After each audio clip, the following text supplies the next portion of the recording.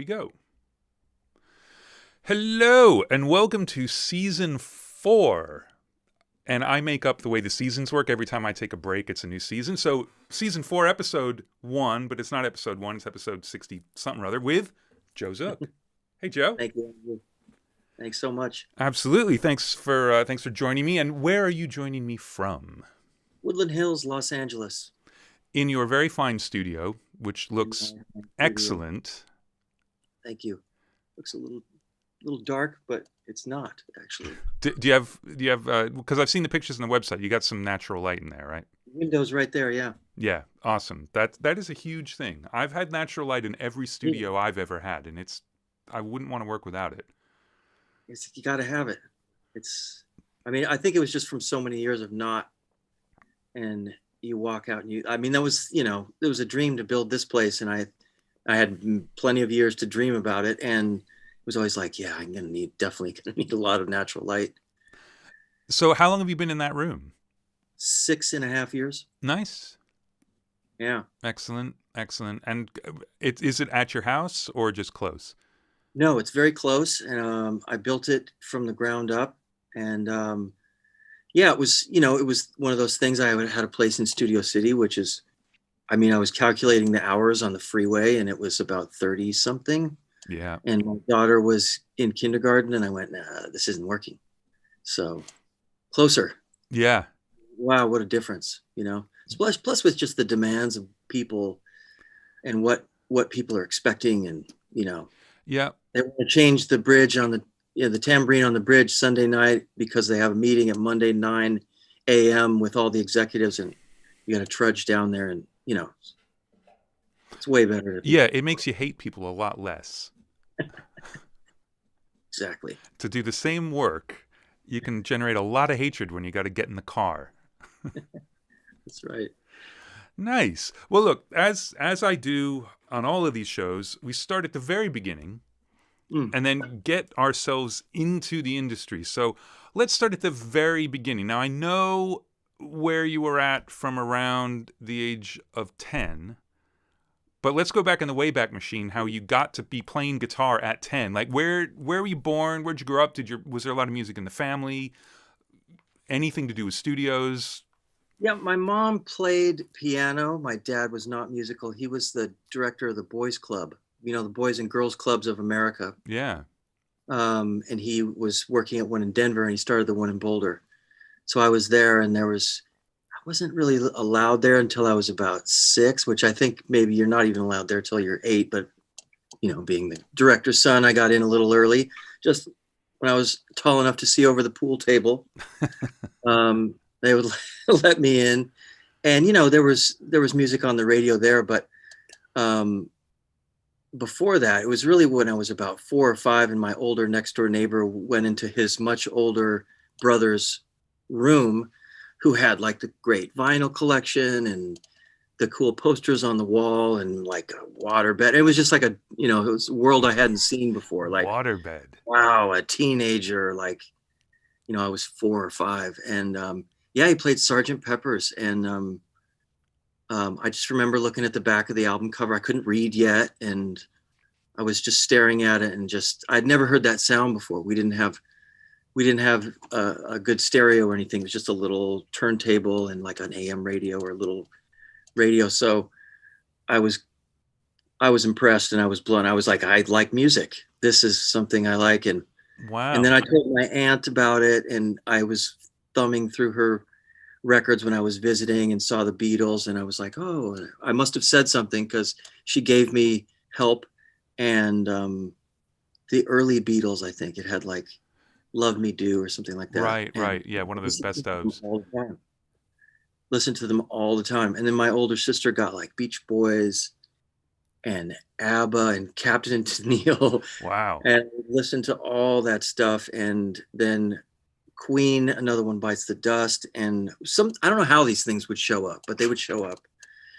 And that's way before, 10, way before 10. Right. And so you had a sense, with that set of bands, you had a sense of like record making right from the beginning. Like, not just, hey, this sounds like people playing instruments. It's like there's something going on here that's supernatural. Or that's about it. There's something going on here. I don't know what's happening, but I like it. Right. Yeah. Um, and and then again, you know, I had kids in the neighborhood. I was kind of outside of Boulder, and we all on a dirt road, and we just ran around. You know, we would just leave the house and roam like crazy and go to friends' houses. And there was two or three other kids my age ish in the neighborhood, and one ended up being like the first drummer I ever played with, and the other one was started playing guitar. And I can't remember what exactly he was into, but I loved his guitar.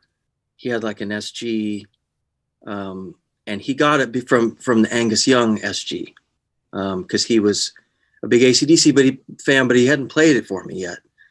Um, and then I heard Back in Black on the radio when I was like 10, and I went, "What the fuck is that?" Yeah.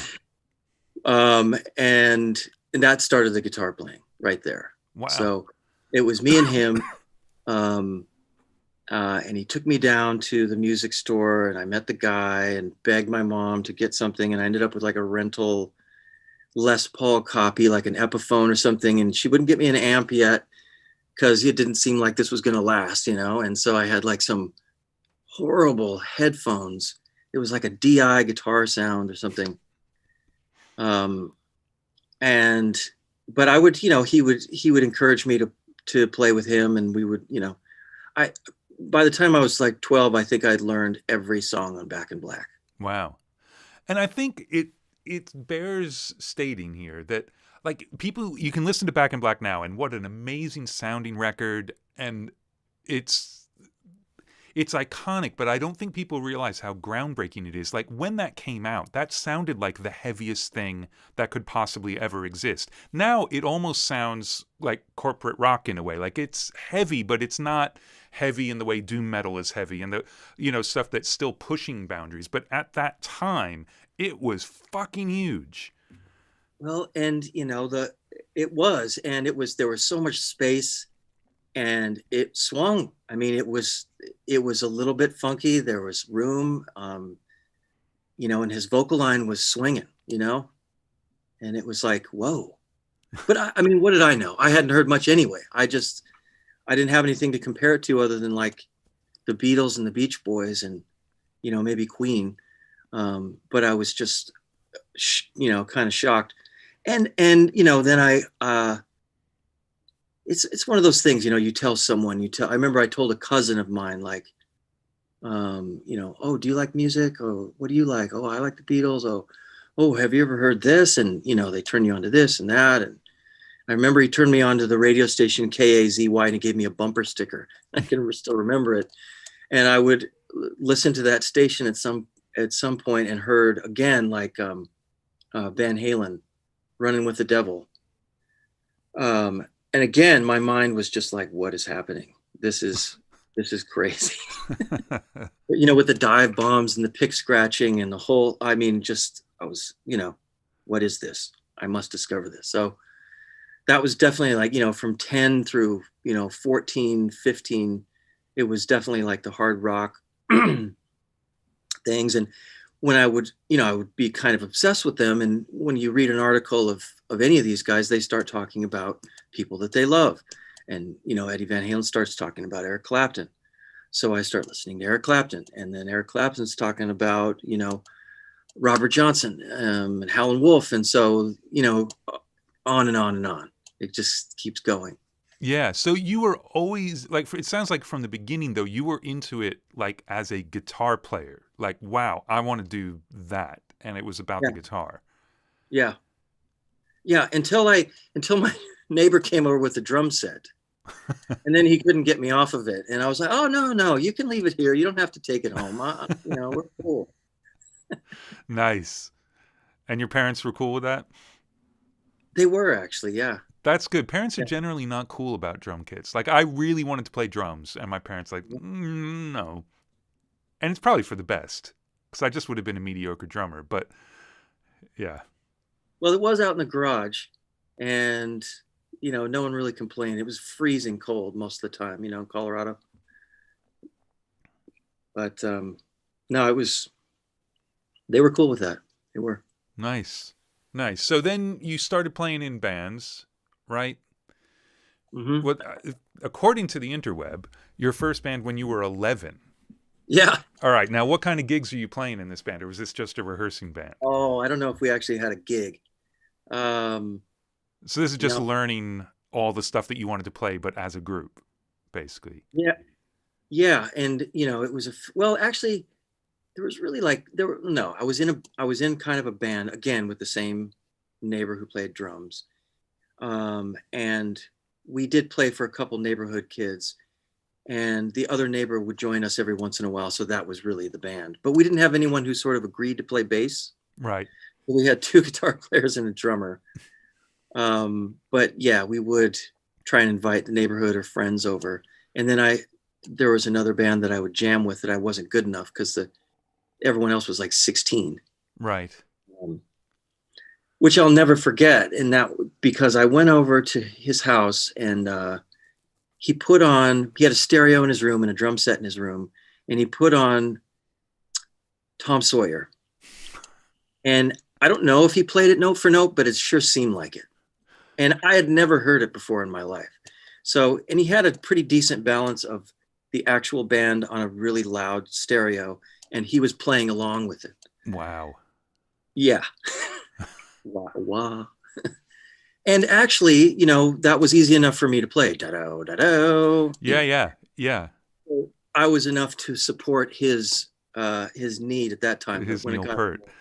Yeah. Man, that's funny. I actually had a friend whose dad was a drummer, and they had the same kind of setup. And this kid played, it must have been Tom Sawyer. I mean, it was a Rush song. And I remember sitting in that living room like, you've got to be kidding me. Mm-hmm. You know, amazing. But, you know, you just reminded me after you said the age 11, a friend of mine, you know, CU, Colorado University is right there. And they always had football games on Saturday. And a couple friends of mine would talk me into going down there to sell Cokes at the game. And basically what that meant is that you would sell Cokes for like just enough to get $10. Like, you know, like maybe at halftime, right? And then we would just split and go to the arcade and spend it all on video games. And that year, the Who came to town, and I didn't know who the Who was. I probably heard him on the radio. I did hear him on the radio, and I put 2 and 2 together. You know, when Bob O'Reilly started coming on, I was like, oh, okay, I know this one. So, but it was a pretty hilarious show because we went to sell Cokes. I had no real interest. Jethro Tull opened up, then John Cougar Mellencamp, who got booed off the stage on the 5th song. I guess the Who's audience is sort of famous for booing people off the stage. Oh, I felt so bad for him. And then the Who comes on, and it was just nuts. And now, what year would this have been? This is like 83, 82 or something. Right. And first concert I ever been to. And not even on purpose. I didn't have a ticket or anything. You know, we were just like wandering around, and we must have stopped selling Cokes somewhere around the end of Jethro Tull because we had our $10. And I thought we were going to leave, but it was like, no, let's just keep staying. And, you know, but that was definitely an eye opener because they were amazing. And the sound was amazing. Right. You know, it was outdoors and the windmills, and they were just on fire. Yeah. Yeah. I mean, as a live band, fucking hell. Yeah. Man. So did that, you just you looking at Pete saying, I want to do that? I mean, yeah, I don't specifically remember, but yeah, I don't know if I actually thought I could at that point, but I just knew that I loved it. And, you know, I just wanted to listen to more. And did you become a huge Who fan from that? Oh, yeah. Because it was interesting. I can't even remember which interview it was. On one of these, we were talking about Pete Townsend, and like the genius for him was the songwriting and the rhythm playing. Whereas all the other guitar players you're talking about, it's all about the solos and the leads and the riffs and all that. But his rhythm playing was just insane. Yeah.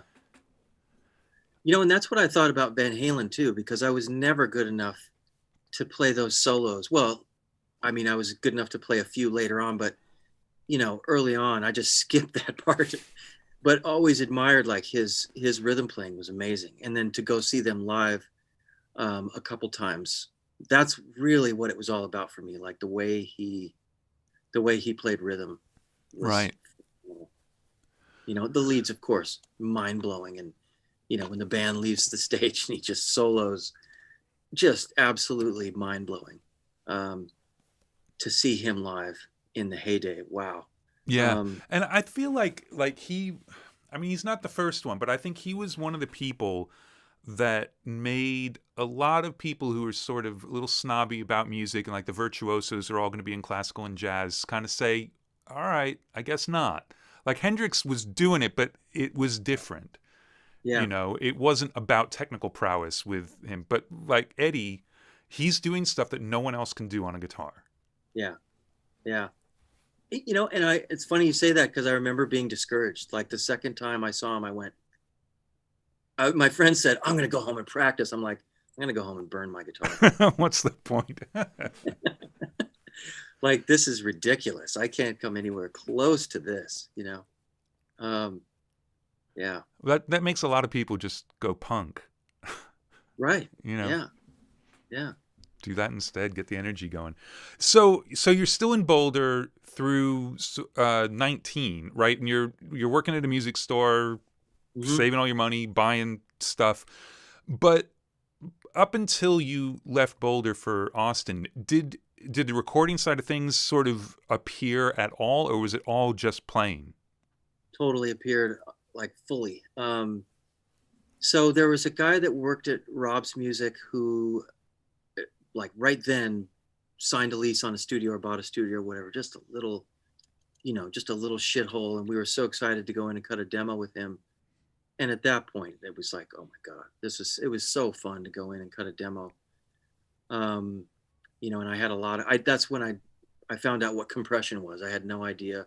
How do you get this guitar sound? I played him something. He's like, well, that's compression. No idea. And so that, that got introduced, and other, like, so many things got introduced. I was completely clueless, as you are at 16 usually. And so there was that. And then the next band I was in's dad had a jazz studio. He was a jazz bass player, and we went in there to cut a record or some more demos. And then I had a guitar player who toured with Ray Charles, and said, he asked me to go learn something. On the very first lesson, he said, okay, this is what we're going to do. Go home and learn. And he gave me a Jeff Beck song, and I went and learned it. And it wasn't super hard. It took a lot of time, but it wasn't super hard. And I came in all confident, played it for him. And I was kind of proud, like, yeah, nailed it. And he said, wow, okay. He's like, yeah, you got pretty much all the notes right. He's like, the only thing is it didn't sound anything like it, like at all. And I'm like, wow, really? And he said, and so he just, went into the whole explanation of what tone is and how to hold your pick. And I just had to listen closely to tone. And once I started doing that, it was like the whole spectrum. It wasn't just the guitar anymore. It was all the drum tones and the vocal tones and the effects, and the whole thing really started opening up, and it changed the way I listened, really. Wow, that's awesome. Yeah, he was, again, kind of pushing me further away from guitar. My interests were more into the record making, and plus my tastes, were just, some of the gigs we would play, the bar owners or whatever would say, we would bring in all our friends, because they had a 3-2 drinking age there. You only had to be 18 to get into some of these places, and for the lower alcohol volume beer, underage type little things. And where was I going with this? About the bar owners telling you, oh, they said, it was nice that you had some people here, but what the hell are you, like Bob Marley into Iron Maiden into The Cure into James Brown? Like yeah, what the hell, so what the hell is this? Like, I don't know, what do you mean? Everyone's up dancing. They seem to like it. And that was just how I was at the time. I couldn't decide on a genre or a style, and as soon as I did for a long enough, whether that was a year or 2 or 3, I wanted to move on. And it's not that I just stopped liking the thing before. Right. I just discovered got excited something about something else. Yeah. Yeah. So it just kept going. And the more I got exposed to, the more I appreciated different styles. And, I just always loved entering a new world, when you put on a record and it's like, oh my God. And were you writing as well? I would write, that's another thing is I didn't write. I just did not wake up in the morning and want to write a song. I would write some riffs, and then the other guys in the band would finish it and write lyrics, maybe a melody. And I would, write a few things here or there, but it's just that. And I wish I was, I wish I was a writer. And I've thought about it later on and sort of made the attempt and realized like, just don't have it. Yeah. Yeah. I'm not a writer. It's a talent. So, but did you find yourself kind of producing the bands you were in, or not so much? I guess so. Yeah, I was definitely the sound guy. Right. I had the PA, and I was trying to tweak the sound and all the tones and everything.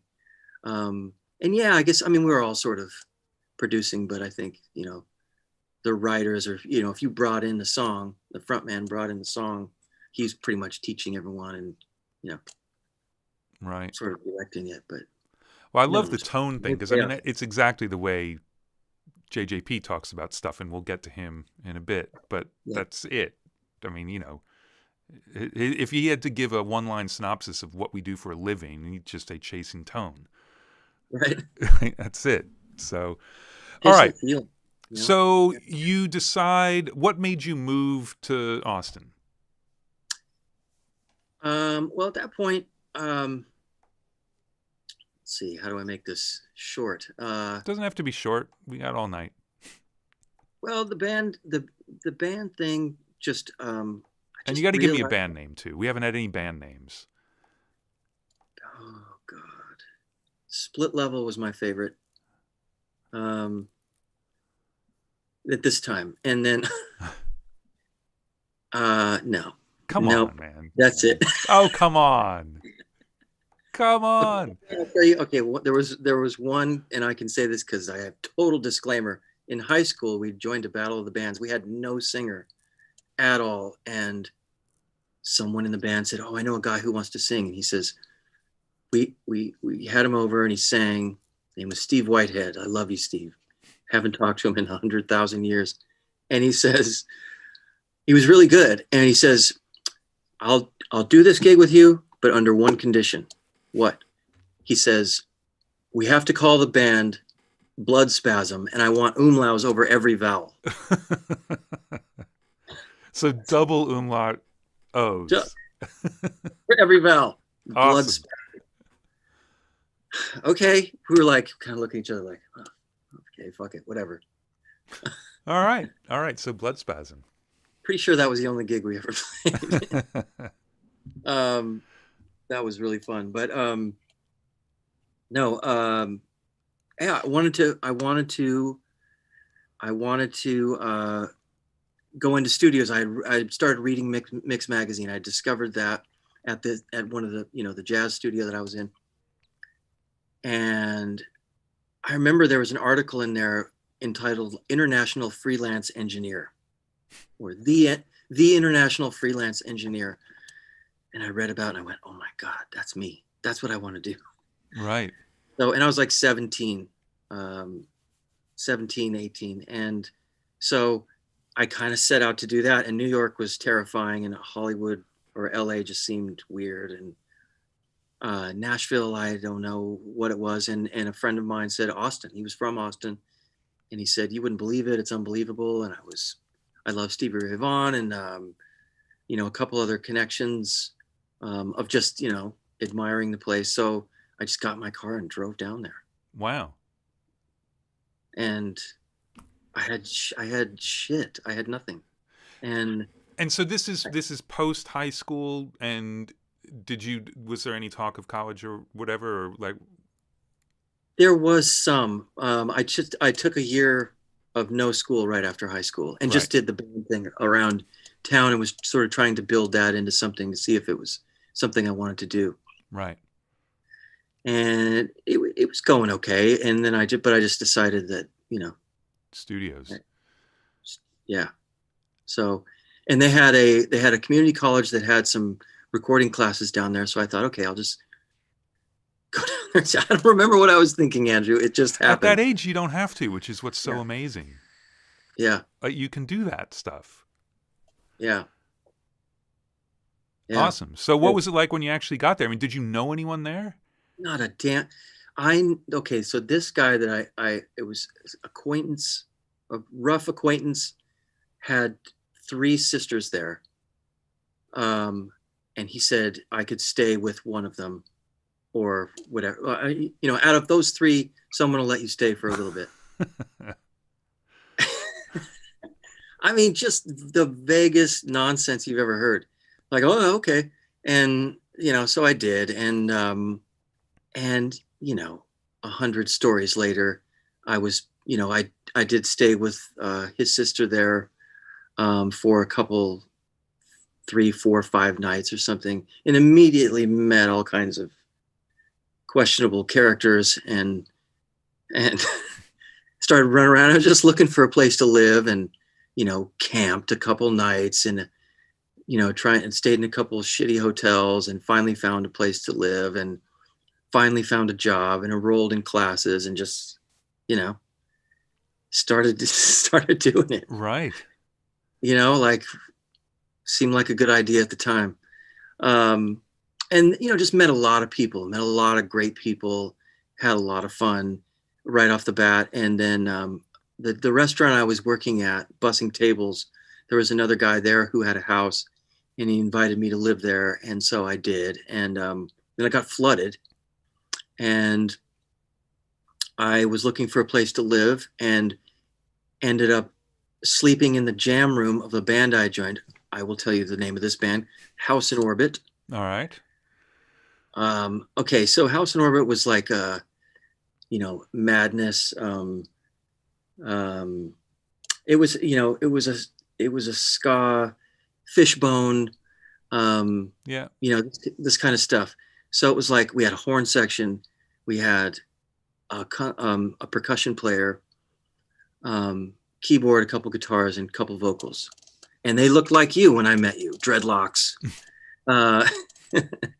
And it was the ska thing with like metal riffs in the chorus kind of stuff. And they had a huge following.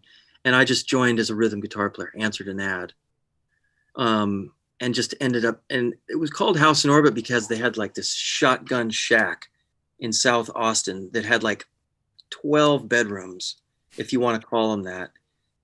And, right behind a 24-hour restaurant, Magnolia Cafe, which is still amazing. And there were like 13 people living there. Right. And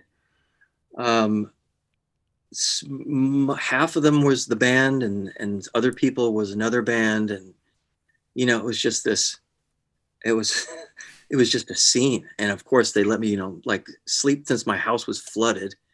I stayed there and just, ended up staying there for probably a year and a half or something. Wow.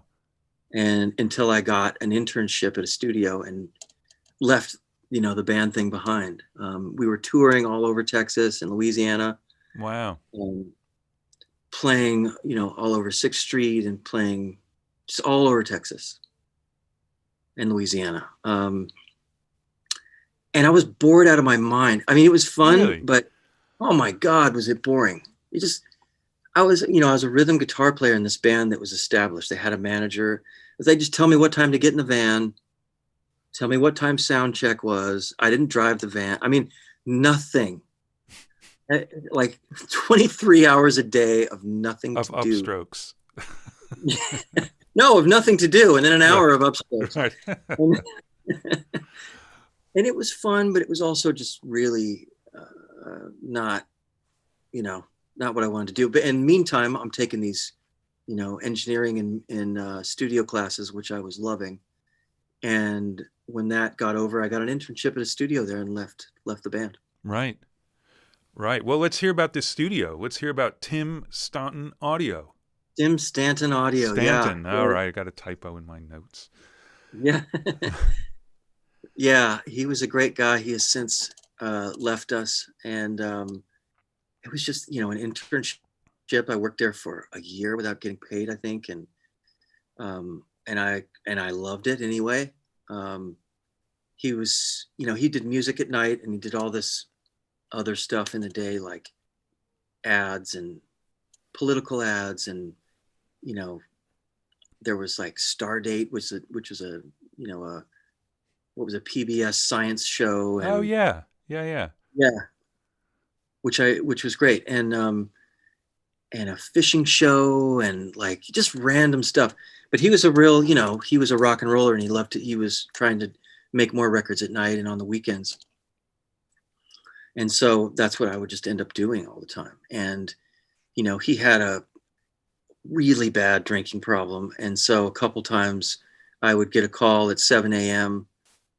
of like, get down to the studio and do the session at 8 a.m. because he still hadn't been to bed yet.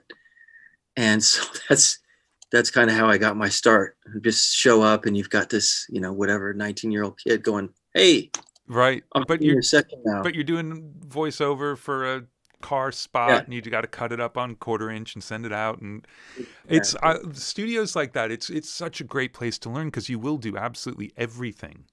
You might Hmm. not do orchestra dates if you don't happen to have that sort of room, but you're going to do everything else. Yeah. You know what the one thing I took away from that was I was so flustered in the room when everyone was talking, and I was like, man, I got to do something about this. And so I came up with the idea to practice doing it, uh, and I with the TV on and the radio on and something playing, and I turned everything on that I possibly could, and then tried to go through all the patches I need to make and put up mics and bust something here and cut the 2 inch. It was just blaring, and I was like, it really helped. Wow. Yeah, I really learned how to like practice um, engineering that way. Because what we do here is so not obvious to compared to a musician. If you're in a rehearsal room versus the Madison Square Garden, it's really fucking obvious. And here we could be like mixing. You could be mixing your Adele records and think like, oh, maybe I'll mess around with this new plugin that I got, and you're like dicking around. It's kind of the equivalent because sort of noodling backstage at Madison Square Garden, right? Right. Yeah. Because we don't have that immediacy there to remind us what the hell we're doing. So practicing that and being aware of that mindset, I think, is really helpful to know. Well, and I love that something was difficult for you and you just decided you had to find a way to figure it out. Not Mhm. like everyone shut up, and then that would have been the end of your career basically. You were Yeah. the 19-year-old that yelled at everybody and, Oh, you yeah. know, and ended the Yeah. session. So I love that attitude about it. I mean, is there any sessions in particular that stand out as like little breakthroughs in what you were doing or what you learned to do? Yeah. Well, two of them. This guy Ray Benson came in, who was in a band called Asleep at the Wheel. They're quite famous in Yeah. Western swing, is what they call themselves. And he brought in his gear, which was like a C12, and we didn't have any of that. I think it was 1176. Excuse me, first time I'd ever seen anything like that or heard anything like that. And I don't know, like a Poltec maybe or something. I don't know. Up until that point, it was GBX 160, the newer ones, and like 414s and stuff like that. Right. 421s. Like a carpeted tracking room, and he, brought in the high end stuff, and he has this enormously huge voice. So that was the real first time I heard like top of the line gear, and you don't unhear that kind of stuff. So that was certainly something I remembered. And the other one was this World Beat record that I got. His name was Dan Del Santo, and he was a well-known figure in Austin. Great live performances. Again, but he played a lot of, he called it World Beat, which was soca, calypso, various African styles, juju, and he was, I ended up taking a class from him actually at UT. He taught a class on world beat music, and he had a radio show, and he would play gigs, and Tim gave me the record. Tim didn't really get along with him. So after a first few sessions, I was like, yeah, maybe, you and Joe seem to get along pretty good. Why don't you work on that with him, and I'll show up and check it out every once in a while. So I became the night guy working on Dan's record, Right. which I spent a lot of time on. And he had something out on Warner Brothers before, and he had some things. So when that was all, and I got to record and mix the whole thing, horns, and there were a lot of drum machines, but there were a lot of horns and a lot of, various choirs or vocals, lots of guitar, tons of guitar, and percussion, a lot of different things, African instruments and all kinds of stuff, break drums and all different sorts of Cuban timbales and whatever. It was fun. And when it was all mixed and everything, he started shopping it and got a nibble from Island, and we started talking about it. And man, Tim called me one day and he said, look at the paper. And somebody had gotten arrested and fingered him on it, or pointed him out as an accomplice on some sort of a drug deal, where Dan had supposedly grown all this marijuana for him, and he skipped town. Wow. Just bailed, went to like Mexico or something, and never seen or heard from him again. That's it. Wow. And it was heartbreaking. It was heartbreaking for many reasons. He was such a good guy. And so he was probably, I don't know if he actually was. I really don't think he was. I was with him for 9 months. And he was just, the whole community knew him, and it was very, I don't know. He was fine. And whatever he was doing, he was like growing some marijuana or something, if that. Right. But it was gone, and that record was gone. And so, that was about the time where I felt the ceiling of Austin and saw things getting signed and going to LA, going to New York. There were lots of demos being made, no records being made. Right. And I started making calls to other studios. I can't remember which ones, but probably, big ones. And they said, you need a degree. You got to have a 4-year degree. Your certificate from Austin College isn't going to work. Right. Like your experience is good enough, but that's what you really need. So I started looking around, and Berkeley, Miami, Texas, or whatever, East Texas State, or what was it? Yeah. Texas State, Middle Tennessee State. Middle Tennessee had a good program then, yeah, and I think it was East Texas, yeah. And Full Sail, and that's probably all there was. I didn't know about the other ones, and so I ended up going to Miami. They sent me a letter saying that all these credits would transfer in from the 2 years I had done at community college, and I did the whole audition thing, and got some help from them in terms of like scholarship, and off I went. So before we get you to Miami, though, I just want to see, was he a good engineer? Was he a mentor? Did you really learn stuff from him, or was it you just got to be in the studio? I did. Yeah, he was really good. But he was really good with what very little he had. It was always a 414 and always that DBX 160, if anything. And, the AMEC Mozart console, standard EQs and stuff. And yeah, he definitely knew what he was doing. He came up in Chicago, and learned from, some really talented people out there.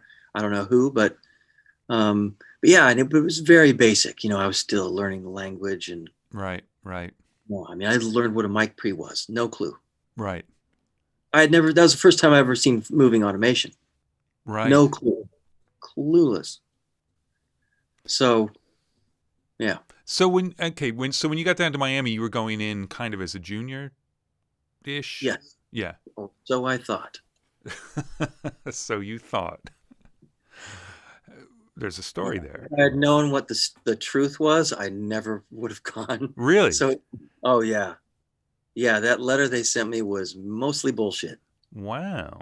Yeah, it was like, here is your major. Here are your transferable credits.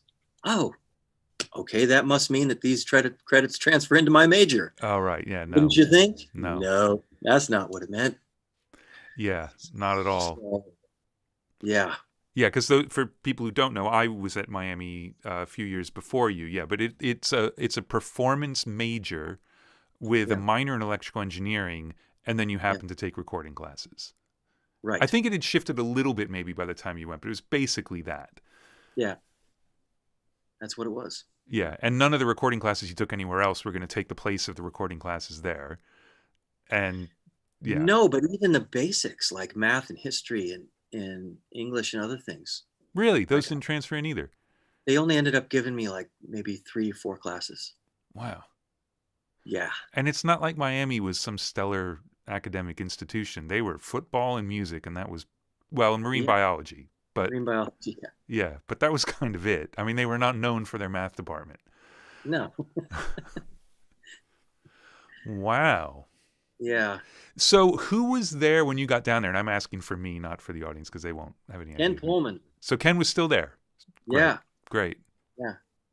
Yeah, he was great. And I knew who he was because he wrote the digital audio column in the back of the book, back of Mixed Magazine. And then he wrote the book, Digital Audio. Like it was. Yep, taught from his own textbook. Yep.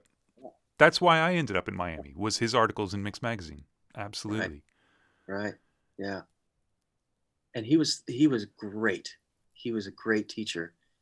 And okay, so my 3rd day in Miami was Hurricane Andrew, right? 3rd day. I didn't realize it was that. Maybe it was the 4th day. Okay. Again, clueless. Why am I going? Stupid. Why am I getting on a plane to go when there's a giant eye coming towards? Anyway, it was. So yeah, it was the day before school started. I came a few days early and just wiped everything out. It was leveled. There wasn't a tree standing on campus. There was not a square foot of pavement or grass anywhere that didn't have some kind of debris on it. That was, there's a whole bunch of stories there to be told anyway, because I had to live in the dorms and, I was there with several hundred, maybe a few thousand people just like me. And so we all got to know each other pretty quick. And, there was only running water on one floor and everyone had to share. Wow. For 3 weeks. Maybe it came back on. We had no electricity or running water for a couple weeks. Man. And we're all in there together, So I was just meeting tons of people and, lots of people who had just gotten there and didn't know anyone else. So I made a lot of friends there that I have to this day on that. And which dorm? Just because, again, I got to ask. Good question, man. I have no clue. That's all right. Doesn't matter. I could multiple choice this if you know. I was in Ross, which is one of the 2 towers over by the kind of athletic field type things. But I don't even remember the names of the other ones. It doesn't matter. Yeah. Well, so, after 3 weeks, they send everybody home. Yeah, because that was the earliest they could send people. It wasn't because it took them that long to decide. It just, you couldn't leave. That's when the airport was open and they were figuring out what to do. Yeah. So I go back and stay with my mom for a couple, 2, 3, I don't know how long. And then maybe it was 3 or 4 weeks, and then went back and they decided to, now keep in mind, were you a trumpet player or? Yeah, I was a mediocre trumpet player. Well, you read music probably. Yeah. Yeah, I didn't. This was problematic, especially because they shortened the semester and basically wanted you to just do all that in a shorter amount of time. And this is my first semester. So I was, needless to say, way in over my head in the music department, sight singing and sight reading and, even jazz. I wasn't a jazz player. Right. So that was, I'll put it this way. I had to work so hard the first year there that like doing 100 hours a week with JJP was fine. Yeah. I was on the 24-hour schedule there for a minute just to try and stay there, you Yeah, know? yeah. So let me guess. You spent a lot of time at the was it a Denny's? And then there was also what was the donut place? I've just forgotten the name of it. They because they were open 24 hours and they did the Round Johns, which are my favorite donut ever, like the chocolate I covered thought you were cream going to say the filled thing. practice room. I wasn't. I was in practice rooms. All right, even worse. Yeah. Okay. Yeah, even worse. No, all that stuff came later. No, we never hit the Denny's, but well, I'll tell you why. I was in that, what was it? Yeah, a year I was in the dorm, and then moved off campus. Did they have the quad there? Those two duplexes with the backyard right off campus? It was off the. Maybe, but yeah, Okay. yeah, I think so. Yeah. Yeah, that was kind of the hangout spot for the most part. Right. After that, so yeah, and then here's the thing though, Ken. After that first year, I was like, at the end of it, I remember talking to an engineering student and found out that they don't even really get into the studio for a couple of years. Um, and I don't know, it was just, it's like, man, I'm gonna have to do all of those classes over again that I had done, and um, all of this calculus too, and this crazy amount of math, and um, it's going to be 4 years. I can't afford it really because It's a that was super expensive school. you double the time, you double the money. And so I went in to talk to Ken, and he was like, "Well, what do you want to do? It's hard to make it. I would tell him, I want to make records. Well, you can do that, of course, but the odds and how often that works out. I mean, you're aware of that, or whatever he said." I said, "Yeah, yeah, yeah. Well, I mean, what else do you want to do? Because we've got guys here who write code for IBM, for Avid, for Motorola, for whatever. We've got people who are JBL sales reps. We've got, you can do all this stuff with this kind of degree." And I kind of thought, no, I don't want to. I want to make records, or I'll work at like a bank or something. I don't know. That's what I want. He's like, "Well, you should just leave." He said, "You should go and get a job as a runner at a studio." He said, or he said, "There's a guy I was just talking to yesterday who's a grad student who came to me because he wants to start a record label." He said, "That would be a pretty cool opportunity, be a great way for you to learn about the industry and whatever, and get an education, and you could switch your major to music industry." And I said, "Yeah, but what about like, the other stuff?" And he said, "I'll let you audit my class." He said, "You can sit in, I won't give you a grade, but you don't have to take the test if you don't want to. But if you just sit there and, kind of, you know, chill, I'll let you Yeah. audit, whatever class you want to take." I was like, fuck. First of all, you're the coolest guy ever. Second of all, okay, I'll look into that. So that's what ended up happening. I talked to the guy, Matt Swartz, and he was, starting a record label, and they're still going today, Kane Records. Right. Um, and it was cool. We signed this band called Treehouse. Jeff Babco was in the band. Right. You know Jeff, Oh, right? I know Jeff really well. Yeah, one of my favorite Yeah, musicians ever. unbelievable. Like it's stunning. So many guys like that at Miami. Yeah. Well, I shouldn't say that. Jeff is amazing. But yeah, so many great players. And so I just ended up in the studio all the time.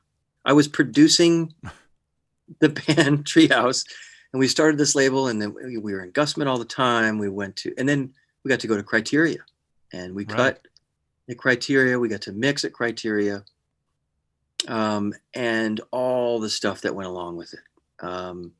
It was a really good experience. So there'd be fundraisers, right, where you want to get the community involved. So like Joe Galdo from who owned South Beach Studios, where Tom Lord Alge was also working at Island Records, and Tom Dowd was there.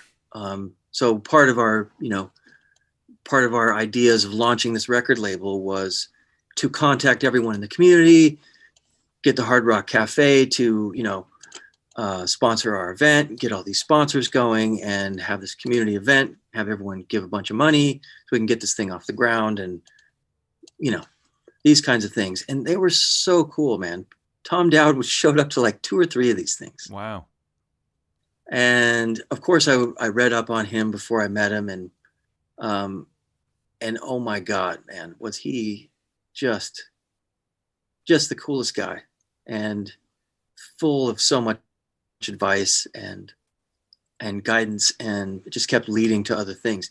And check this out. He called me a little while later and he said, "Hey, you read music, right?" And I said, "Yeah." He said, "Well, I'm working on this thing. Do you like the Allman Brothers?" I said, "Yeah." He said, "Well, they just did, a tablet, the tablature books of of all their songs, A to Z. And I just want to make sure that it's like, it's presentable, and before we release it, just someone to check it over, make sure it's right. They did everything."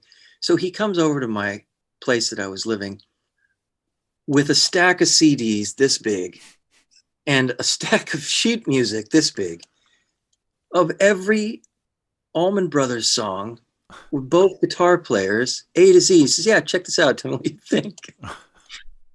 Like, yeah, okay, no problem. That's a full-time job for months.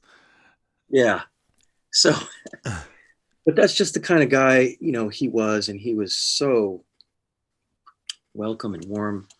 So, yeah. And were you getting to engineer at all in this stuff, or you're producing? I don't think at all. Right. No, I was playing and producing. And did you audit a bunch of Ken's stuff, or did that I think just the digital audio class and maybe one other, but I think it was just the digital audio class. I think there were conflicts with other classes. Right. Yeah. So you stuck with it. You start a label that's still going. You get your 4-year degree. Yeah.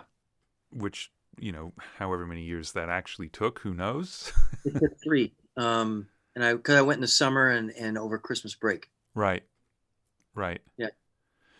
And then you decide, all right, maybe you will go to LA. Yeah.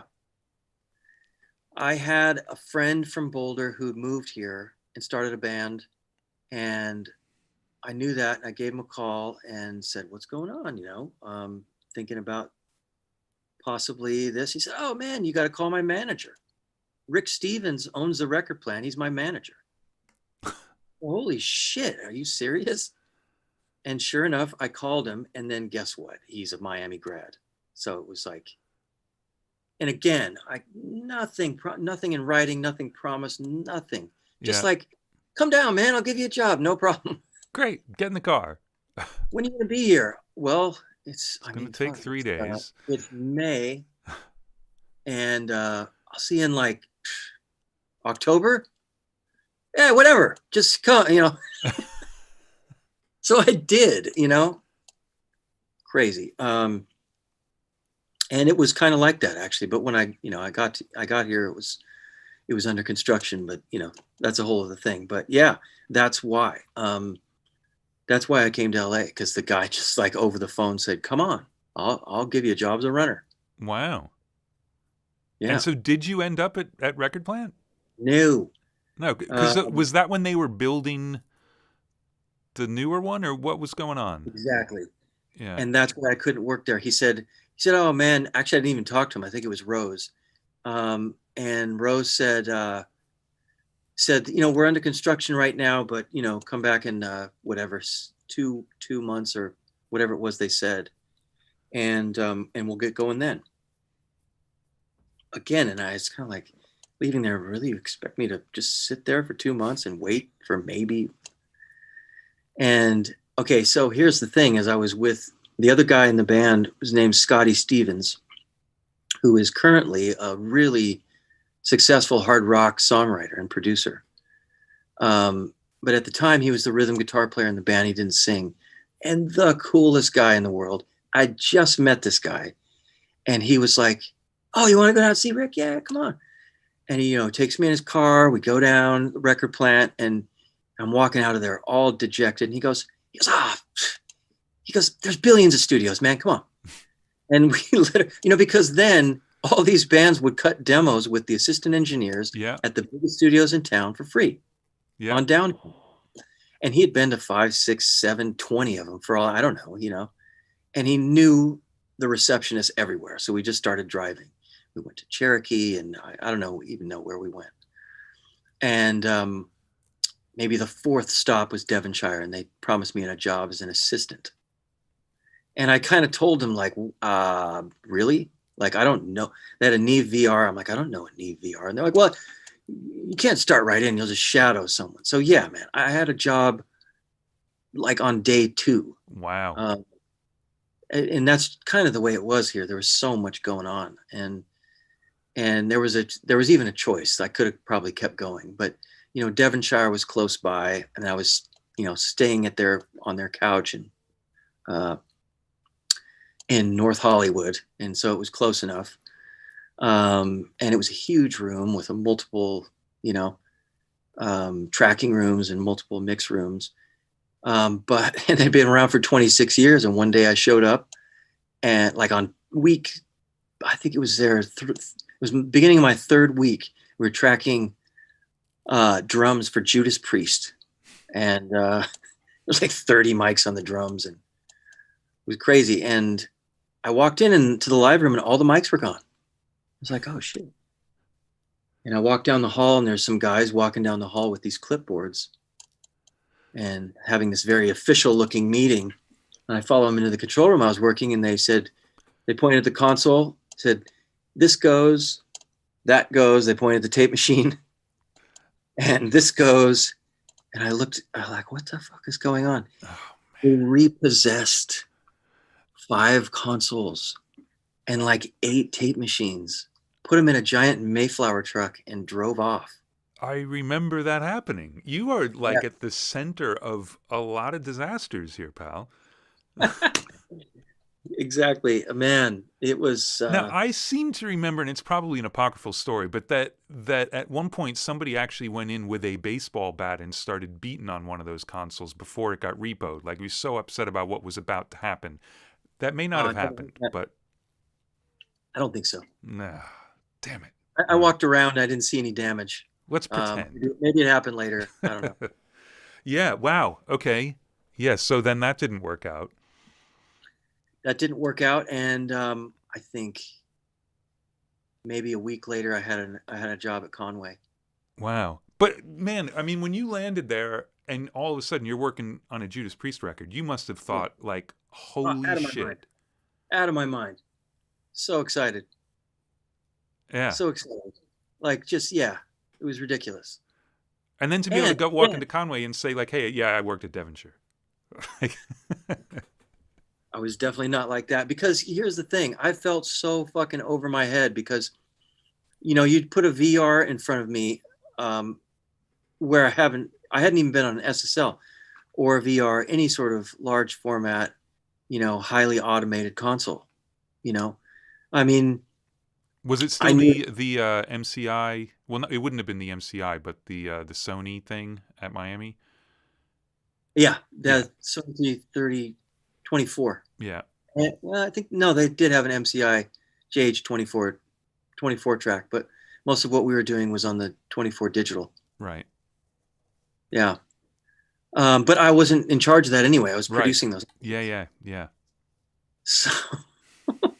So I was like Mr. Manual all night long and asking questions, and but I got to shadow someone, and they were taking me through it, and the tech would run me through everything for a couple hours, and they knew I didn't know anything, and they were teaching me, and so I was flying by the seat of my pants there, but and I the whole time I was thinking, like, am I ready for this? Like, what? So when Conway said, we'll definitely not hire you as an assistant, but I was a runner, I was like, okay, yeah, cool. That's where I belong, man. That's, I don't know enough. So, that was that. And it was, there was but I actually worked at another tracking studio there too, called Sound Chamber. Oh yeah. Giant orchestral room. Yeah. And they were doing 80-piece string sections and everything. And so I did a few of those for a couple weeks, as well as shadowing an assistant there, and sort of in training to be another assistant there. And that's when some of the phone calls and some of the feedback started coming back from some other studios. And I didn't want to be at a movie studio making orchestral records with 80-piece orchestras at 8 a.m. every day, because they were hardcore. Yeah. Yeah. And they really had that whole market down. And that was something to see for sure. Right. And this was, of course, where, other than Capitol, all assistants were made freelance. Nobody was actually like employed anymore. So you would have to know a few different rooms because you might not get work at a place for a while. And True. Yeah. True. And at the same time, yeah, well, it depended on where you were in the rotation, I guess, because Conway, they were busy 24/7, 365 days a year, booked. Yeah. So, but the assistants would get tired. So maybe a guy would work for a month on a record and then be just spent or exhausted. So he would want to pass on the next thing. And so they might have, yeah, like you said, they might have guys who, work for 4 months straight and then take a month off. Maybe they go work in another studio, but I think a lot of the time they just take the time off. Right, right. So you'd get people who did that, and then you'd have the people who floated and knew like 8 different studios and would just fill in everywhere. Yeah. Yeah. So what kind of mess you get up to in Conway? Because you weren't there that long, but Conway was a hot mess. It was 6 months that felt like 2.5 years. So it was like we had the Dust Brothers in with Beck doing Odelay. We had Mick Gazowski and Babyface in with Eric Clapton. We had George Duke and Natalie Cole, full tracking with like all the cats, like Greg Fillinganes and Ricky Lawson and Paul Jackson Jr. And I think it was Eric Zobler engineering. Jerry Finn was working there all the time. Right. He had just done Green Day and had blown up. So he was doing one punk band after another, because he was an assistant there as well. Cavallo, Nathaniel Kunkel, and Lyle Lovett, and Marilyn Manson, or no, that was after. Yeah, so I was the night runner, and night and that shift is like 5 p.m. to close, which is open, which is laughable, because it was the sun was coming up most of the time when I was driving home. Otherwise, it was like 2, 3, 4 o'clock in the morning. Right. And the way they do things there, Conway's amazing. To this day, I think it's probably the most well-run studio I've seen. The organization and, everything about it. So, the night runners were the janitor, and it was, you're like the janitor at the 5-star hotel. So I would literally be, I would eventually work my way into the rooms as, after you get to know the assistants and whatnot, they would let you into the room to shadow them or to help or just to, do whatever jobs they didn't want to do. And so it was, the drill. It would be, 1 minute I'm in the vocal booth with Natalie Cole adjusting her microphone, and the next minute I'm mopping the bathroom at 3 o'clock in the morning. And, running for food and doing all the session setup and all this kind of thing. And the hours were just insane because, they would say, hey, do you want to shadow me on the Mick Gazowski, Babyface, Eric Clapton session tomorrow? The answer is yes.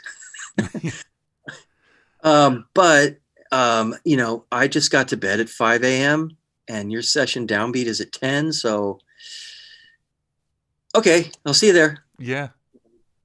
And then, then at 5 o'clock rolls around after, and I wasn't that busy. But still there and still doing whatever needed to be done at whatever time. And 5 o'clock, back to being a runner again. And and that was my choice, is no one's paying me to do that. No, of course. And I couldn't care less. Yeah. Couldn't care less. I just wanted to pay the bills and get knowledge, And so what made you leave after 6 months?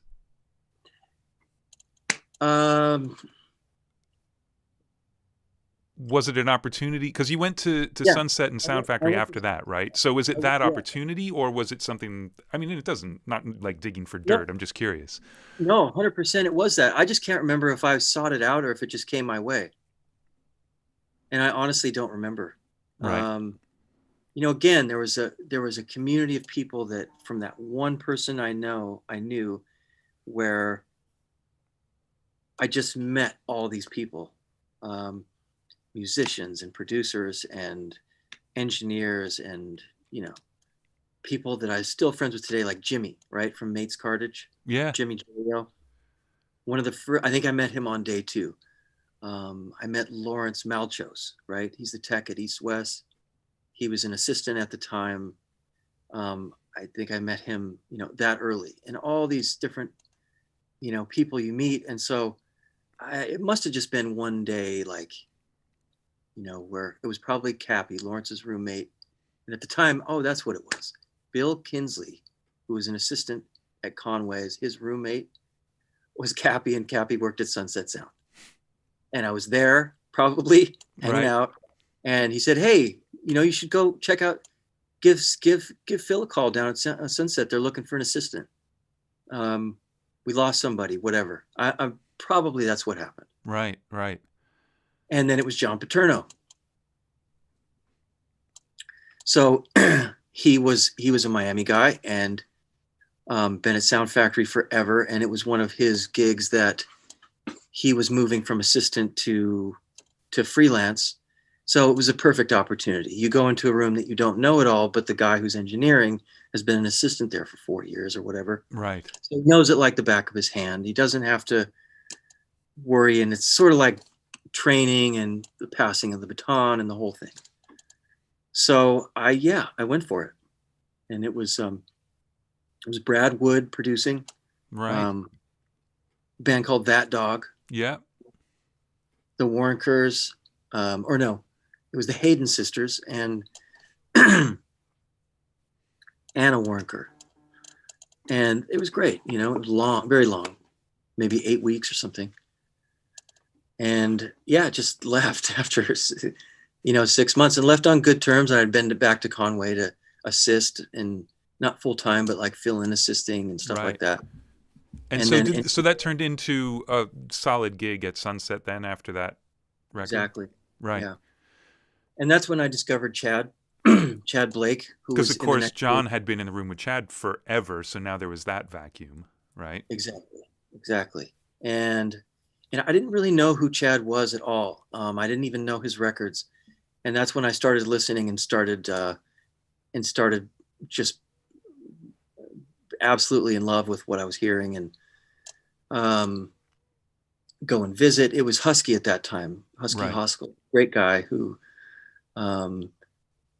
those guys wouldn't really work that late. We would always be up at 11, 12, 1, and they were always out of there by 9, 10, 11 or something. So I would always go and hang out like, what does he have hooked up now? Because there's always something crazy. Yeah. Like you'd walk into the live room and just be like some tin cans around and a binaural head and, just whatever cacophony of ridiculousness was happening. And that's just in the live room. Then you go into the control room and there's all these pedals hooked up, and he plays something of like a rough of what they did that day. And I was just blown away, and started digging into more of the records that he had done in the past, and became a fan, and sort of had my sight set on being the next assistant for him after, Husky decides to move on. So, and it took a while. It took 3 years probably. Right. So I started moving around and going to Sunset Sound to do sessions there as well. And that's where I met you. Yeah. Hanging out, eating some peanuts, wishing I was Tchad. Yeah, I think a lot of people did that around that time. Yeah. A lot of people did that. You took a long road to kind of get to the assisting thing, and then you stuck with it. It's eerily similar to Daryl Thorpe's story once he started assisting. You know, a lot of the same places, different times in a different order, and whatever. But did you feel like you just still had that much to learn, or was it just that was the progression of things? Because with Daryl, he really talked about it like he just did not feel like he was ready yet. He just wasn't ready, and he wasn't ready, and he wanted to keep learning and keep doing this stuff. And it wasn't at all thwarted or anything like that. He didn't feel like it took too long, and he loved being able to go out a little bit on a limb and be freelance for a second, but then come back to a gig. Yeah. Yeah, definitely similar to that. Maybe just a little bit more of a roller coaster. Like, you know, I certainly didn't feel like I was ready for it for a couple years. And then, a few things got under my belt because, you do demos or you do other records. There was a lot of first engineering going on in between the assisting, and things are starting to work. So I was kind of able to gauge sort of where I was at as an engineer and what my capabilities are within like a general vicinity, right, of accuracy. In hindsight, looking back on it, how accurate I was in that, it was in the ballpark. Sometimes I was way underconfident. Sometimes I was way overconfident, because you don't know until you're in, till you drop the ball or till you score. It's like, you don't know what is happening in those situations. But, there was definitely a lot of back and forth, and, a couple records would come out. But, the guys that were coming in that I was assisting were, there was Joe Barresi and Neil Avron and Rich Costi and, then producers like Quincy Jones and T-Bone Burnett and, Mike Bressani, just on and on and on of guys where you're like, whoa, shit. Yeah. So yeah, that's enough. Yeah. That's enough to keep you humble. Yeah. No slouches there. No. And so I don't know. I didn't really feel like itching to get out of there until maybe 3 or 4 years. But it was really, just doing something else, because the wait can be crazy. Just, 12 hours of, not much. And then, then the next day is really packed and exciting. But again, back to the wait. That was the hardest part for sure. That sounds very cliche. No, but it was, that was the grind. Yeah. Yeah. And who did you feel like, and not mentoring in a hands-on mentoring way, but like who came in where you're like, oh, holy shit, at second, and like had epiphanies about recording or producing or running sessions or whatever? Well, a couple producers, Mitchell Froome, and then Val Gray. Right. Val Gray, unbelievable engineer. He did like JT, James Taylor, from the 70s, that won Best Engineering Grammy, and just his discography is crazy, but really, really good engineer. And it was, he came in to do Real Big Fish, which seemed like an odd pairing, but it worked great. And really old school engineer, really old, like, all the faders are in a straight line and it sounds like the record, because he's just mixing everything. Right.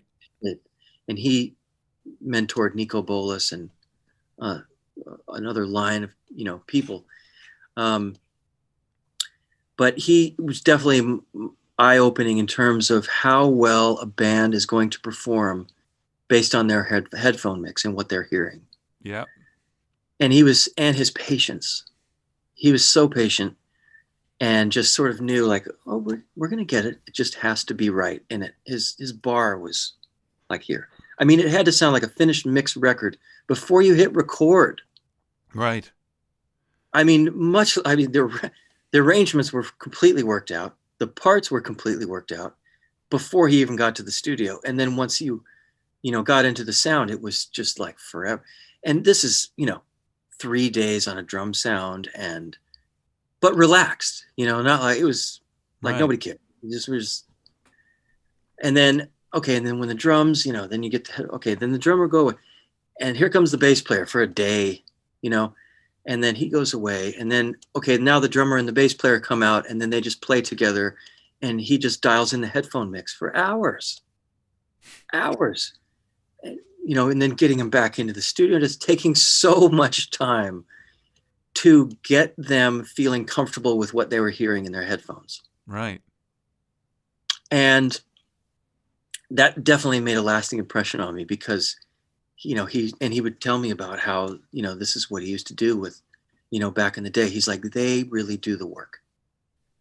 You know, you get out of their way and you give them every opportunity, but they are going to make the record sound great. Not you and your little EQ.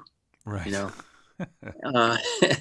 And I don't know if he said that, but that's what I was hearing. Yeah. And that's what I gathered. And then the more I would do it as well, you know, you would realize, like, you know, like, how many times have we seen, you know, the drum doctor come in and say, hey man, you want to hit for me for a minute? And he, you know, he's playing Abe Laboriel's drum set, and you're like, wow, that sounds really good. And you get your levels together, and then Abe sits down, and you're like, oh, 30 fuck. dB louder on every mic.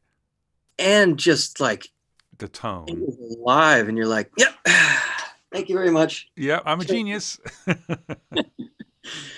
You know, so there's that. And then, but having that, you also know when the drummer or the musician is not giving you that. And you're like, okay, I have to step in and do something here, because I've done everything I can to give them the opportunity to sound amazing. And it doesn't. So, oh shit, now what? Yeah. You know? Now, was the 3 days on the drum sound, how much of that was the drum kit and how much of that was control room stuff? It was at least, well, if you count the drum set and the room, it was probably 2 days of room and drums. Right. There wasn't even a mic on anything but the bass drum for a day and a half, because right. It was moving the sound. It was moving the drum riser around. It was taking the carpet off of the drum riser. It was putting a different rug on the drum riser. It was, you know, changing the front head, changing the back head, changing the tuning, changing the beater, all that. Wow. Before, yeah, just, you know, which would have been exhausting if Val wasn't just so nice about it, you know, and the band was, nobody was stressed out, and, you know, it was fine. There was maybe a couple of them might have been like, day 3, are we going to get going here? Right. You know, but for a couple of days, everyone was completely fine with it somehow. Yeah, yeah. And then, of course, once it's all right, you probably cut the record in no time. Exactly. It was just flying. And I love that story, because it's like, when I talked to Ken Scott, and he was talking about the, oh, come on, the Fleetwood Mac record. Was the Fleetwood Mac record? I don't remember. Anyway, but it was like the same thing, where like he's so used to the Abbey Road thing, like you get the drum sound in 5 seconds and you work, but then they spent a day and a half on the drums or something like that. And I actually went back and asked him later, like, hold on a second, I forgot to ask you, like, what were you doing for a day and a half? Because you're used to engineering a drum sound in an hour at the most. Yep. And he said, it was tweaking the drum kit. It was all physically tweaking the drum kit. Yeah. Yeah. And that's it. Because they weren't going to change it. You know? Now, you know, and the more modern approach is to do the opposite. Yeah. You know, you get the drum sound in 10 minutes, and then you spend 3 days tweaking with as many mics as possible, just so you're covered. Yeah. And then then samples and editing and Yeah, 3 days of editing and samples and all this stuff to get there. But what doesn't happen when you do that is the reaction of people when they're playing to those drums. Yeah. And just people play it differently. Yeah. You know? Yeah. Anytime I talk to a school or something like that, and they'll ask, like, okay, if I'm going to set up a studio, what's the most important thing? And it's like the headphone system. That's it. Communications and the sound. Yeah. Yeah. Yeah. Yeah. It is huge. That's pretty amazing. And have you managed to like take that with you, or is it, because for me, when I hear that, it's exciting, but it also makes me sort of panic, because it assumes that it's going to keep getting better and you'll finally get there in the end. Whereas I feel like I would try and do that. We'd be 3 days in and it would sound exactly the same or worse than when we started, and I'd just be fired. Like that'd be the end of it. Excellent. It's an excellent point. Yeah, easier said than done. Yeah, that's it. No, that's an interesting point. Is you got to be careful with that, because if you're gonna spend that much time, it better be like, oh my God, this is fucking amazing, because it's like, what, 3 days for this, really? Yeah. Um, well, you know what? Luckily, no one was ever gonna allow me to do that anyway. Not even close, man. So maybe a half a day was crazy, or maybe down in Dennis Herring's place and working with her with no drum techs and stuff, maybe most of the day. That's probably the extent of it. And it's not, I mean, 3 hours, people are going, what the hell's going on? You know, it's just not acceptable anymore. Yeah. But so Yeah. I've always had to take that as kind of a bar of a way extreme, but just take the general philosophy behind it of that's the sort of the beacon of what you're trying to get. Right. You're trying to get the musicians to make their instruments sound the best they can and play the best they can, so they can hear what they need to hear. And the hardest part about it is just finding the space to let people do that, because there's so much angst and people are like, let's get going. We got to, Yeah. let this and that. And there's, And also, it requires good musicians. Totally. Yeah. I mean, if you're going to have to chop it up anyway, you're never going to get to that in the room. Yeah. I mean, but that's true for any, like, the people in this band were not studio musicians. I mean, they were all great at their instruments in their band, like in this Val Gray example I'm giving you, but they weren't some kind of ringers or anything like that. It's the emotion that when they want to feel something from their guitar or their bass or whatever, they feel it. Yeah. It's that simple. And it's not like, oh, can I hear it well enough to get it in time? That's part of it, but it's not. But it's like, when I hit it, is it as exciting as I think it is coming out of the amp? And Yes. Yeah. And I suppose it shows you that Val had a really good understanding of the band. He's not trying to make them fit some other mold at all. He's finding what they need. Right. Which is pretty impressive. It's all about listening. I mean, that's it. You just said you spent 3 days listening, basically. Yeah. And did it, and I'm just sticking on this because it's fascinating to me, but did it all kind of like snap into place and you were like, holy shit? Or it was just little baby steps, and then you're done? Oh, no. Well, it was baby steps until we actually wanted to record. And, when we recorded the first song, it sounded like a record. It sounded done. Because now Val was also rehearsing his mix moves while they're running through the song, and while they're doing, and he's marking the faders, and he groups the faders to those microphones, and he's mixing while they're performing. Right. So when you hear the playback of the first song, you're just like, fuck, it's, you're pretty much, and then like, man, this arrangement isn't working. Oh, that pattern isn't working. Oh, that part isn't working. Or go quickly into a quick little overdub to see if this little part we add here fixes it. And, nothing was really recut for any reason. It was just, and everyone kind of felt like, yeah, our band and our song just got captured. Right. And I've taken that and, as often as I could into other sessions. Because that's a really fun feeling. I mean, as an engineer, it's really fun to hear that all go down. Yeah, to go from nothing to everything in 4.5 minutes. Yeah, and then you're on, like you said, you're on a roll, because day 2 comes and you're on a new song, and all you have to do is tune up and hit record. There's no nothing. Yeah, and it also, when you get it like that, when there's something wrong with the song, because everything starts to sound like shit. Yeah. Same drum kit sounds terrible on a bad song. It doesn't make any sense. Yeah. Yeah. There's a lot to be said for that. And now the other guy I mentioned, Mitchell Froome, one of the things he did that's very different from Val was he didn't spend much time in the studio. And we're tracking this record in, I think John was engineering, and it was Joan Osborne, and the sessions were like noon to 7.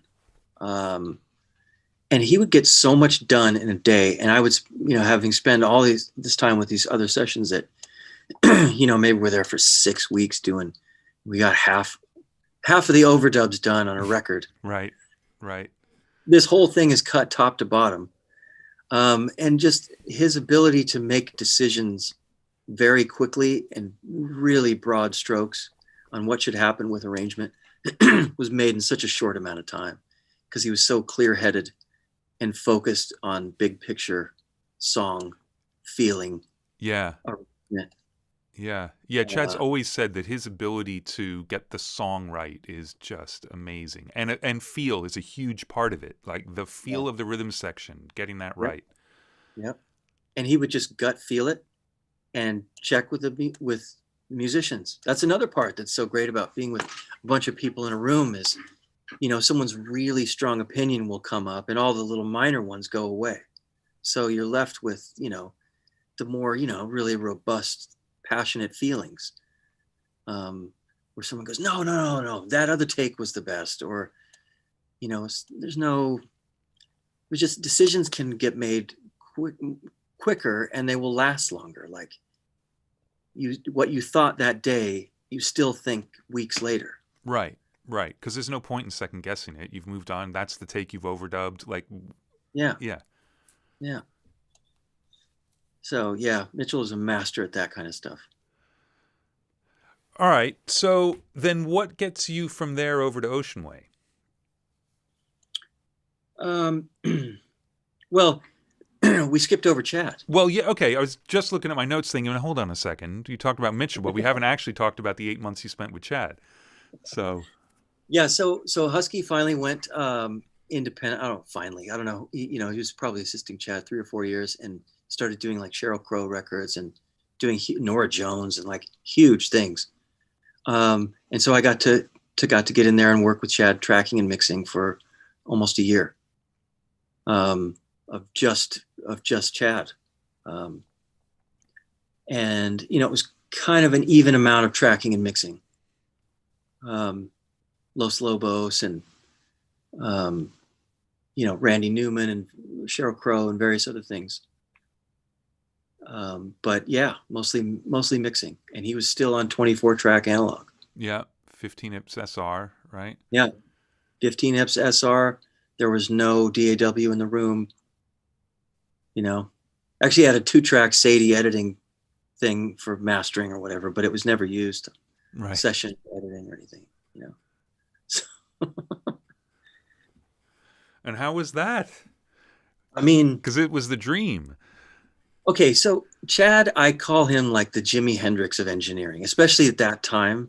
You know what I mean? Because it's like Strat, Marshall, wah-wah pedal, pentatonic scale. Go ahead and be Hendrix. Have at it. Because that's kind of what Tchad was. He had, this API, EQs is all he used. The 550As, and if he patched in an EQ, it was another 550A. There was a Pultec in the rack that never got used, and some other things never got used. A couple LA3s, like some, 1084s I think he had on overheads and maybe on the vocal. It just wasn't all that for him. It was so simple. And after a few months, I could even guess what he was going to do and how he was going to do it. He had the Alan Smart on the stereo bus.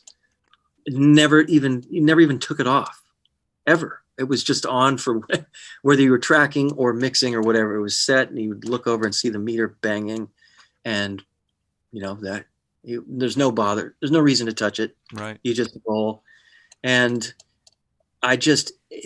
everything he would do, I kind of knew what it was, and in a way, right? And then after a few months of this, he had to take a break, and he got to leave his gear, and he was so cool. He said, and he had his drum set there, which is what you hear on a lot of records. It's like 18-inch Remo with a power stroke on one side and nothing on the other. Yeah, open kick, which is insane for the amount of Yeah, end. in that room that you could barely fit a drum set in, padded like an insane asylum.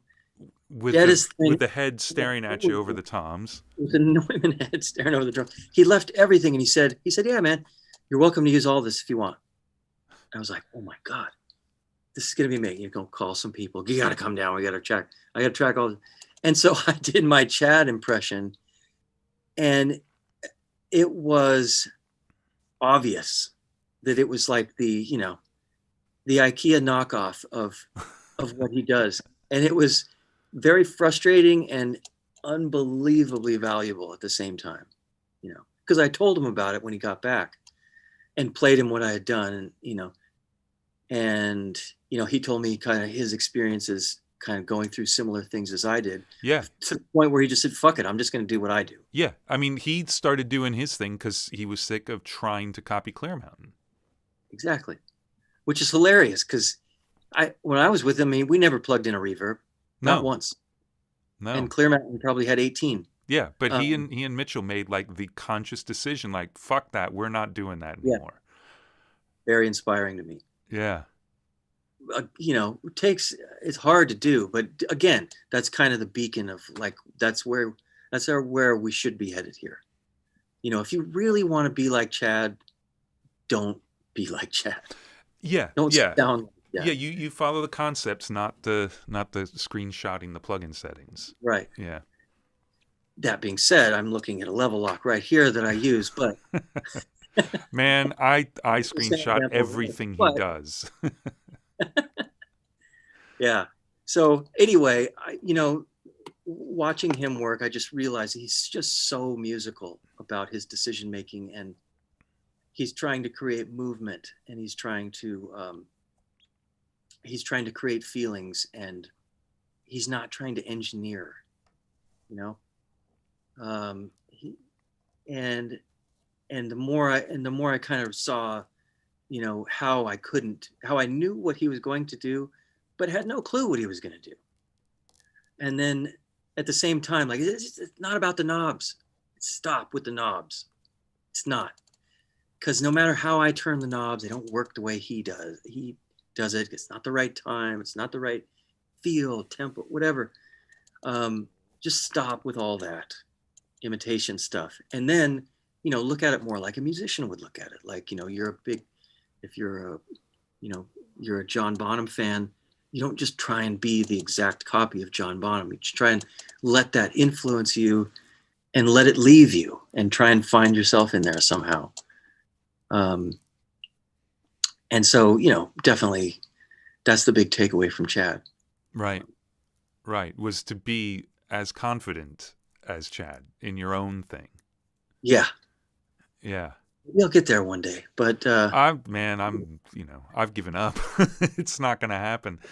But yeah, absolutely. It's a huge lesson because there are so many great engineers, and especially now everybody's making videos and you can really see what they do and all of that. And it gives you this idea. And, I still pick up like concepts from watching videos all the time, and I do it all the time. But yeah, you can't ever, the knobs are set the way they are because of what they heard, not because that's where the knobs go, and you'll never hear it the same way.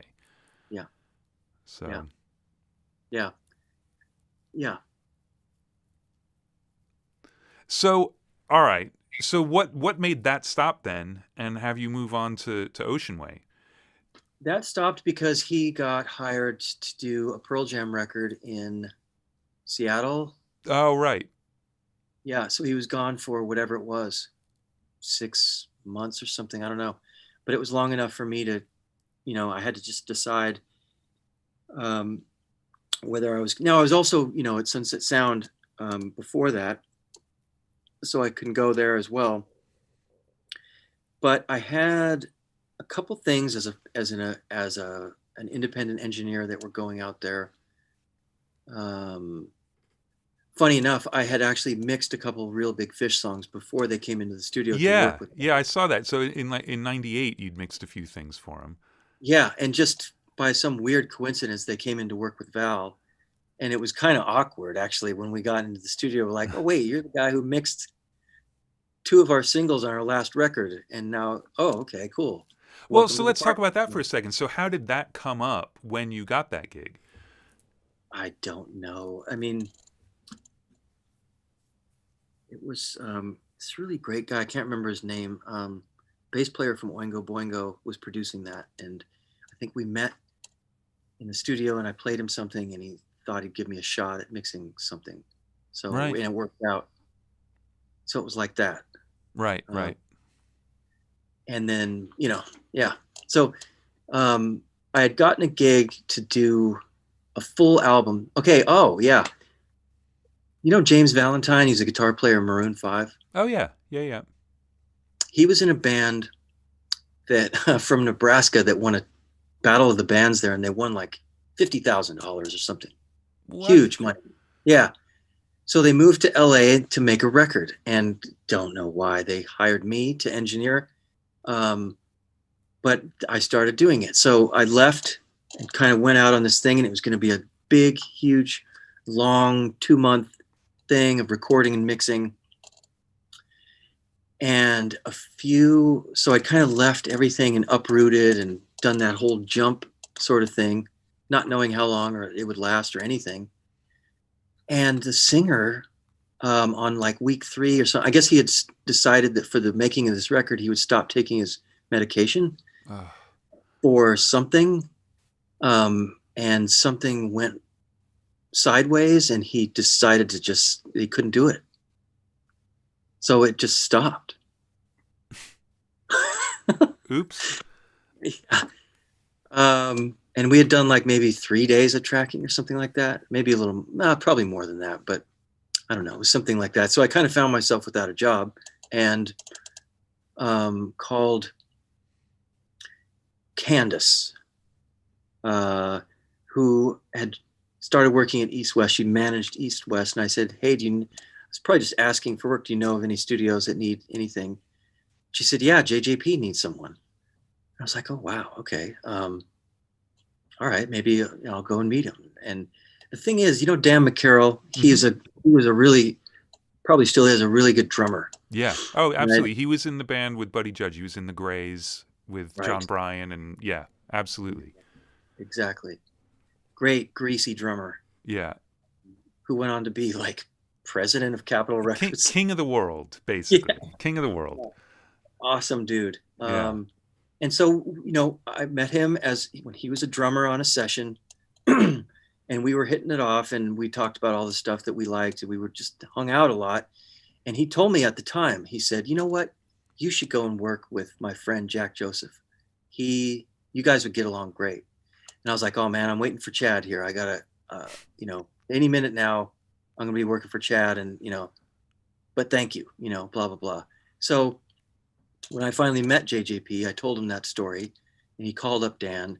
Dan gave me the recommendation, and Jack gave me the job. Even though I looked at him, I said, man, you've seen his room. It's insane. And I said, yeah, I've been in studios for a while, but dude, this is over my head. Like, this is not, I don't know what half of the stuff in this room is. This is crazy. He said, oh, you'll be fine. Don't worry about it. Start tomorrow. So there we go. 2 years later, I was still there. Yeah.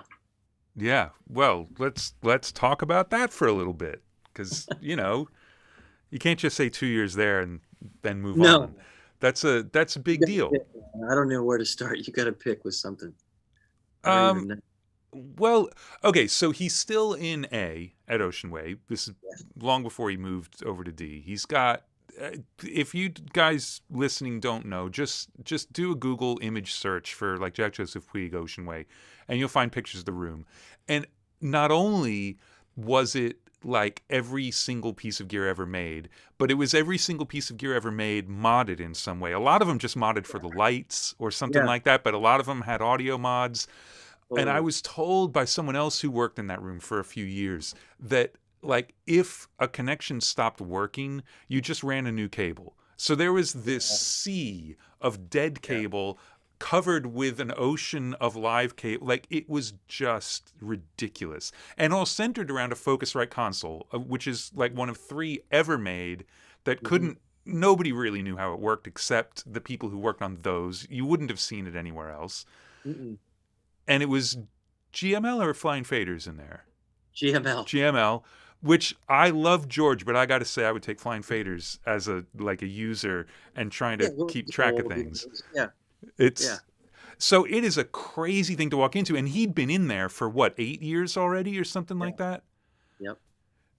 Yeah. So you're walking into basically like a recording harem that hadn't had the windows opened in 8 years. Yeah. All right, now you talk. Well, yeah, that I mean, it was great. It was great in a lot of different ways. Jack is a really good teacher, and I at that point I had enough sense not to. And by the way, going in there, Jellyfish, the 2 Jellyfish records that he had done were at the top of my list, and I admired the shit out of a lot of what he had done, and also, saw that he had worked with Glenn Johns, an engineer for him, and, whole lineage of there's every reason to, and the very current stuff that he had, already done. So, I was excited to be there. So I wasn't just blistering him with questions probably took a long time to do that. But once I started, he loved to talk about it. He loved to teach. And he loved to talk about it. But there were a few crazy things. The first one was that the Pro Tool, he wouldn't allow Pro Tools in the control room. He didn't want it on his session either, because, in his defense, there were many years there where it wasn't up to par on a lot of levels, and on a lot of other levels, it was great. Well, just to give some context, so what year did you start working for him? 2000. In 2000, because that's just about the time when Pro Tools was powerful enough that you weren't transferring from tape to Pro Tools to work on it and transfer back. Nothing stayed in Pro Tools at that point. I think we've all just had so many years of like, I'm recording to Pro Tools. You couldn't yet. It wasn't powerful enough. No, just barely. And there was no delay compensation either. So every time you want to plug in, you had to change the time. You had to move the audio file back or something, or not worry about it, which would be weird, but so it was, it was out in the live room. And, for people who don't know, like, this is just a mixing studio at that point. And he had this massive, enormous live room that was just a lounge and tiki bar, full on tiki bar, full on bar, lounge. There's always music playing, a huge dining room table.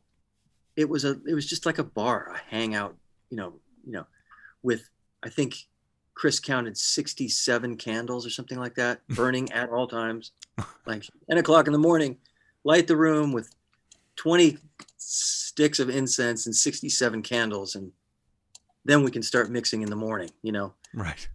And it was like that 7 days a week. So, and he wouldn't allow Pro Tools in the room, so we were always transferring on to 3348. And finally I said, Jack, man, you really like this. I said, I'll set up a monitor over here, give you a monitor right here. You can just watch whatever I'm doing. And anytime you want, just grab the mouse and do whatever you want. And I can fix any problems here. I'll have mine, you'll have yours. Let's give it a try. So he finally agreed to do it and got bit by the bug and loved it. And so that was the beginning of Pro Tools in that room, which made things a lot easier because we didn't have to transfer to 3348 and few analog machines or whatever, just technical nightmare. And then, like you said, excuse me, the snake pit of cables.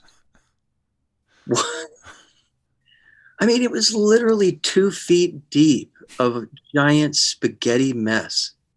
And Jack was amazing, by the way. He would say, give me the, RCA 322C. I'd be like, oh, fuck, we haven't seen that in a while. I was like, tell me when you got it. And Andrew, it could be 30 minutes before I found the goddamn cable. Right. So I said, I had enough of this. I would talk to the techs. I would talk to the people like, how do we get this shit in the patch bay? Like, this is not, and they wouldn't agree to. And then finally I was up somewhere in some room there, and I saw a bunch of like big, huge snakes, like a bunch of 48 channel in a wooden boxes, snakes. And I brought them down. And I said, hey, Jack, we have to do this, please. And you know what it was? It was that his EMI console was ungrounded. So I'd be digging through that. And if I grabbed like channel number 7 of the EMI console at the tip, you know, electrocuted. What the fuck, Jack, I can't get fucking shocked anymore. Come on. I think I blew a gasket and just like said, you know, he probably just laughed and said, okay, man, whatever, you know, go ahead, you know. Funny. So you got to rewire the room. Rewired. Probably took 8 months to just slowly, you know, whenever there was downtime or something, you know, Chris Steffen and I, who's still, you know, a very dear friend, would fish out some cables and, you know, hook up the room and everything. But, you know, before that, we started tracking as well because he produced Remy Zero. So Yeah, I wanted to talk about that record for a minute. Yeah. Well, let's talk about that record. Yeah. Yeah, what do you want to know? Well, just in general, what it's like. I mean, because I think Daryl worked on it for a minute or so or whatever. But like that, for people who were in LA at the time, they were going to be the next Radiohead. Like they were going to be fucking huge. Yeah. And everybody was involved or knew about it. And I knew a bunch of people in other bands who knew them. So I got to go say hi like once and, you know, like, woohoo, I was in the room for that. And it was a big, big deal. Yeah, absolutely. And well-deserved, man. Those guys were so good. And seeing them live, and man, when they would really hit it, you know, they were one of those bands where you'd see them and you'd go like, okay, they were good. But if you caught them on the right night, that's what you would say. You would say, holy shit, these guys are the next anything. X, Y, and Z. Yeah. Yeah. Yes. And so what was it like? What did you enjoy working for Jack when he's mixing or tracking better, or you didn't care? It like just anything? Well, the tracking was definitely they were very different. It kind of depended who it was, because there were some part of the mixing was man, part of like recording to multiple formats. Okay, so you know, we're going to two DA98s to half inch to 2 DATs to an SRC, some high res DAT, and some other thing, which meant everything had to be written down. You know, the song name, the time, everything had to be very accurate. So like you'd look over at my desk and I would have like, you know, all these different formats, and the recall was horrible. So you would print a lot of versions, strings up, strings down, strings up, strings down, bass down, you know, just 25 versions of a song on 6 formats. Right. I mean, not fun. But up until printing came, it was really cool because, you know, there was a lot of, you know, there was just mixing, and I was right there with him mixing all the time. It was not where I was out of the room and he, you know, because he kind of needed someone there. We were always hooking something up, and if he would ask for something, it would take a while. Even after a patch bay, it would take a second. It wasn't super quick because there were like 115 compressors in there. Right. You know, it was insane. And then, you know, the documentation and all that stuff. So all the actual mix work was great, but then, you know, the documentation and all that was like, felt like a librarian, you know, it's like, but it was only a few hours a day, and, you know, you kind of suffered through it and on to the good stuff. Yeah. Yeah. And then tracking was awesome because I was more like an engineer. He was more like a producer, and I was more like an engineer, even though he was, you know, choosing the microphones and all this kind of thing. And I don't, you know, if he was like leaving sounds up to me to decide on, not really, but I would set something up and, you know, get a sound, and he would adjust it or not or whatever, usually would. So it was a very different role, you know. Right. Because he was never tracking for other producers, right? I mean, I seem to remember there might have been an overdub or something like on a Green Day record that I was working on while he was mixing. But generally, he's producing if he's tracking. Yeah, yeah, absolutely. I think I have to plug the power supply here. I've got 10%. Sorry, Andrew. Oh yeah, 10%. That's no good. That starts getting me stressed out. I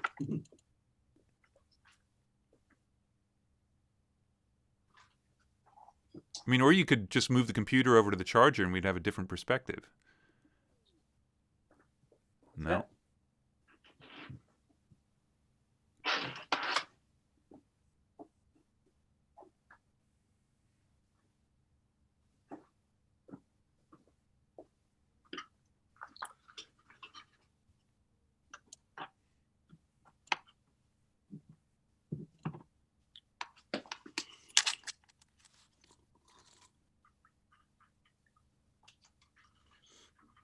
Where were we? All right. Sorry. Well, okay, so we were talking about Jack tracking, but right at this same time is the first production credit I can find for you on the X's. Right.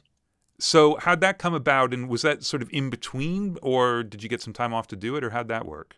Well, remember I was telling you about the guy who was driving me around to studios like the second day I was here? Yeah. That's Scotty Stevens. He's the front man of the X's. There you go.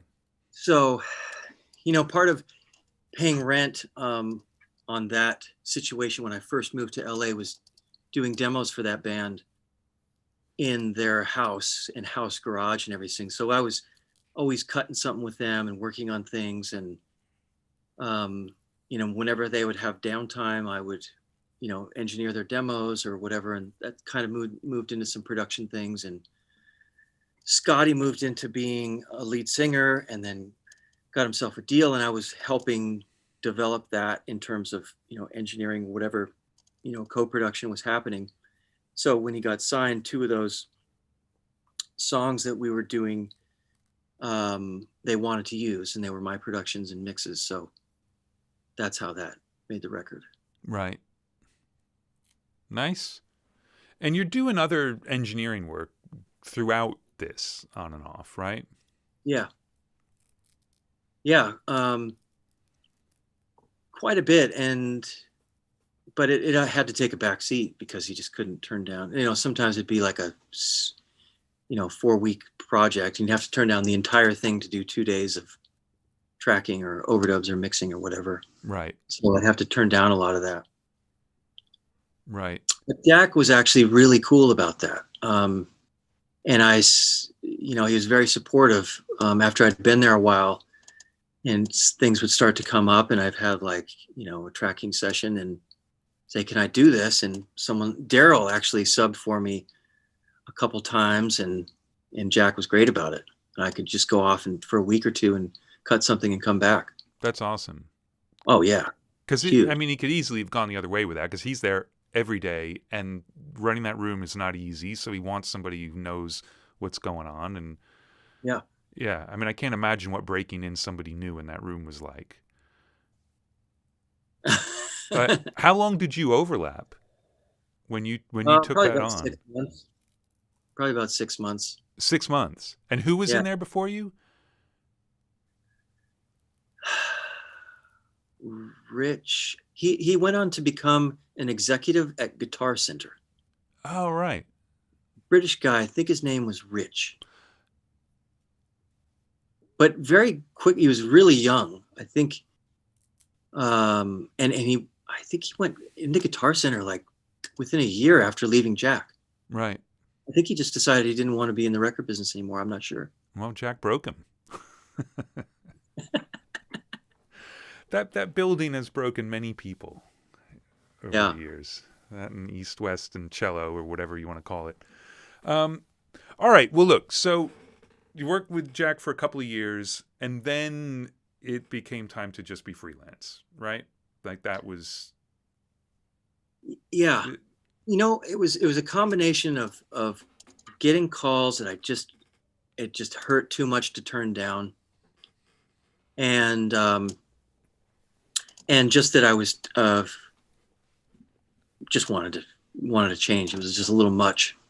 um, to be doing that for that long. I mean, some of those hours were, you know, especially because the Remy Zero thing, you know, you start tracking and then there's a big mixing project comes up and then you do it back to back. And so you just end up like 45 days in a row at 100 hours a week. And it's like, oh my God, what is happening? Right. You know, you get a little crispy. Yeah. Yeah. I think it's funny that people hear about the sort of hours you put in, like, oh, come on, that's not really possible. But the thing is, it's like you're bookending somebody else's very long workday. So you're in at least an hour before, and you're there probably, 2 hours after if he's mixing because of the documentation and printing and all that stuff. Yeah. So, yeah, add 4 hours onto someone who's going to take probably a 12-hour workday. So that you can easily get up to 16-hour workdays. Okay, yes, but here's the thing with Jack's room. Now, and Daryl will tell you this all day long, okay? So Jack would leave maybe around 10 or 11, and there was a bunch of work for me to do, mostly like setting up mutes and clearing out, you know, setting up all the automated mutes for the next song for the next day, maybe printing the song that had been done that day and whatever. But, you know, as soon as Jack leaves, you know, Daryl comes over from next door, you know, maybe Nigel comes with him, and we all go to the bar and have 5 drinks and playing music. And I mean, are you really working at that point? I don't know. No. So there's 4 hours a day right there, maybe, you know. And, you know, maybe I would have a couple drinks and then go in and do mutes for an hour and come back. Right. Stuff like that. And that was a lot, you know. There was a lot of hanging out, especially with, you know, the tracking and stuff. So, and then, yeah, there were other days it was just, you know, you're engineering for 12, 14 hours a day. Right. Right. All right. Well, I won't feel bad for you then. Yeah, you don't have to feel that bad. No, it's good times. It's very good times. So, all right. So you get your freelance. It's around what, 2002 or 3 or something like that. Yeah. So, like we talked before we went live here, and I found that at this point I would just start listing credits and going, "What was that like? What was that like?" And it's like, well, it doesn't really make a lot of sense. So I've got some artists that I've sort of made notes about because I think it's either interesting working with the artist, or you've worked with the artist a lot, or it was with a particular producer. But there are just a couple of things I mentioned. But if there's anything I skip over that you want to talk about, then absolutely, just like, you know, it's your show. I'm just here trying to ask some questions. But one of the things I wanted to talk about going through things was this Julian Coriel record. Because this was not that long after you stopped working with Jack, and it felt pretty Jack to me. And I was wondering if, first of all, am I right? Second of all, was any of that because of the band, or was this just where you were at as an engineer at the time? Like, what? Because that can be a really weird thing where you'll get hired because of people you've worked with. They're hoping, like, hey, he'll do the Tchad thing, or he'll do the Jack thing, and I'm curious if there was any of that going on. No, that I think that just came naturally from listening to Jack's mixes for 2 years. You know, some of those sound. First of all, thank you. That's cool. Compliment. I don't think anyone said that, but that's just being influenced by that. You know, you're just in that world for so long. You know, that's kind of how that happened. But Julian's a genius. First of all, have you ever worked with him? No. Oh my God, his abilities are beyond. And I was assisting a record that he made with Nico Bolas producing at the Sound Factory, and we got along really well. And he got dropped, and he had no money, and asked me if I would, you know, work on his next record with him and try and get signed to something. And he had no budget, and so on whatever downtime I could, we would go to his bedroom, you know, in Venice, in his little shack bedroom, and make this record on whatever downtime we could. So. Wow. It does not sound like it was made in a shack, I'll tell you that. Yeah, it was a little tiny guest house in Venice. Right. And mixed there too? Yeah, it was mixed all in the box, in my apartment and in his, yeah, pretty much my apartment. Um, and pre-mixes at his little place or whatever. So yeah. Right. And Yeah. right around the same time, there's a Jupiter Sunrise record too that Hmm. you produced. No, Marshall Altman produced Oh, that. right. You get again. This is the internet. It's Yeah. saying you had Yeah. a production credit, but Yeah. So Marshall's been a major part of my career, and that was one of the starts for him. And he was, um, wow. How do you start with Marshall? He started as a signed artist and then signed to Capitol, singer-songwriter, became an A&R guy for Capitol, and that was really kind of his career. Worked with tons of huge things and was working with Cavallo and probably Gary Gersh and all this different people at Capitol for a long time, and then started to want to get back into producing, which is what he does now very well, by the way, and writing. And that was one of these baby bands that he wanted to just go and find and produce and see what could happen there. So that was, yeah. right. Jupiter Sunrise. All right. So here's another one that you've got a production credit on, and I don't know if it's right or not, but Liz Phair. Yeah, I'm not hired as the producer. Well, the internet's been kind to you then, man. That's good. Yeah, too bad I'm not trying to be a producer at all. No, yeah, Liz Phair. That was down at the Village. What I really remember about that is Aaron Sterling, who's a great drummer. We got to have a lot of fun together, working on that record. But that was a good part of the start to my career. It gave me it just gave me a good feeling to be like in a major studio tracking a major label record for, like 6-8 weeks, all my cartage, all my gear, and it felt good. And who was producing that? Dino Menigan. All right. And Liz as well. And Liz, right. And it's interesting you said, it felt really good to do that. And I'm wondering, did it feel better because you were at a studio you'd never worked at too? Like if you'd gone back to Conway or Ocean Way, it's like it's a different thing. They almost know you too well, right? I think so, yeah. Yeah, I didn't realize that at the time. That's probably a good point, yeah. Yeah, but being able to walk in there and have Jeff said, Jeff wants to get you coffee, not wants you to go get him a coffee. Like that's... Yeah. That's big. Yeah. Nice. Yeah, very nice. All right. I'm gonna mention things and I'm skipping over things, so please just interject at some point. Because you've worked with, and I think I've been lucky enough to do the same sort of thing where you've worked with most of the big producers who were making records in the genres you were working in. So it's awesome, and it's a great thing to be able to see so many different approaches, because I think engineers, there are obviously an infinite number of approaches you can take as an engineer or a mixer, but nothing like the scope of what it means to be a producer and to see all those different people making records in different ways. So if I'm not bringing somebody up, you should do it. Okay. But the thing I wanted to bring up next was 2006 is the first Pink credit I can find. I'm Not Dead. But you've done a lot of stuff with her. So I'd love to hear about that, both from, just working on the record sort of thing, but also the long-term relationship, because she works with lots of different people. She's not making the same record over and over, but you've been around on quite a few of them. Well, and that was mostly not the relationship with her, but her producers. It started with Greg Wells, and we were like cutting vocals with her and whatnot, and then went to Butch Walker on the next record. No, it was just a coincidence that it happened to be the same artist.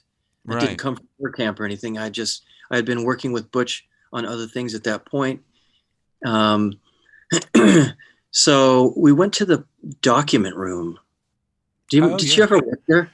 Yes. Was that the one on Magnolia, like past Enterprise? No, it was in Malibu. It was a house. Oh, yeah. Yes. I looked at it a couple of times and never actually made a record there. Yeah. Such a shame that I think it's gone, but oh my God, what a beautiful place. Old Neve, 80, 68 probably. I'm getting things completely confused. Yes, I made a Gogo Or Bordello Rick, record there. Yes, which Gogo Bordello, an amazing oh, console. And yeah. when I was there, though, it was the worst sounding live room I'd ever worked in by far. Oh, well, they fixed it. Okay, good. Thank you. You probably fixed it. I don't You know, but gotta it hear this. was Yeah, difficult. you gotta hear. It was really, really hard. But yeah, beautiful house. Yeah, Yeah, amazing. some of those ISO booths downstairs, and yeah, oh, what a cool spot. And so we were tracking.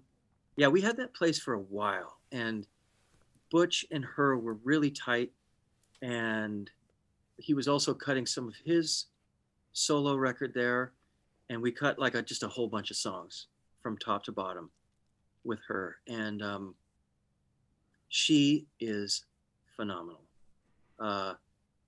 in so many ways, as everyone already knows by now. But just to walk into a studio and do that to a microphone is just, I was blown away. And the comping of one of her vocals is kind of a joke, because you don't. I give it to Butch for that, because it's like, how do you decide? There's 6 kinds of perfect here. And if there was something that was ever wrong with one of her performances, you'd be like, oh, okay, she's starting to screw up, and then just stop. She would just be like, nope, go back. That's garbage. Like if there's any imperfection, she could hear it immediately.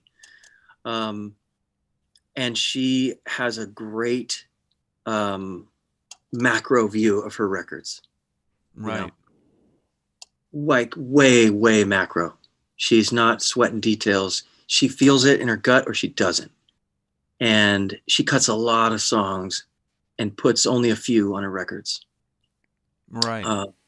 So at some point, I think a lot of those will come out, because she's cut so many. I think at one point there were like 58 songs for that album. Wow. That she put on 12. So yeah, Pink is super fun. And some mixing came back later on, and you know how it kind of goes around the horn a little bit, and they decide what's going to happen and what they're going to do with it. Right.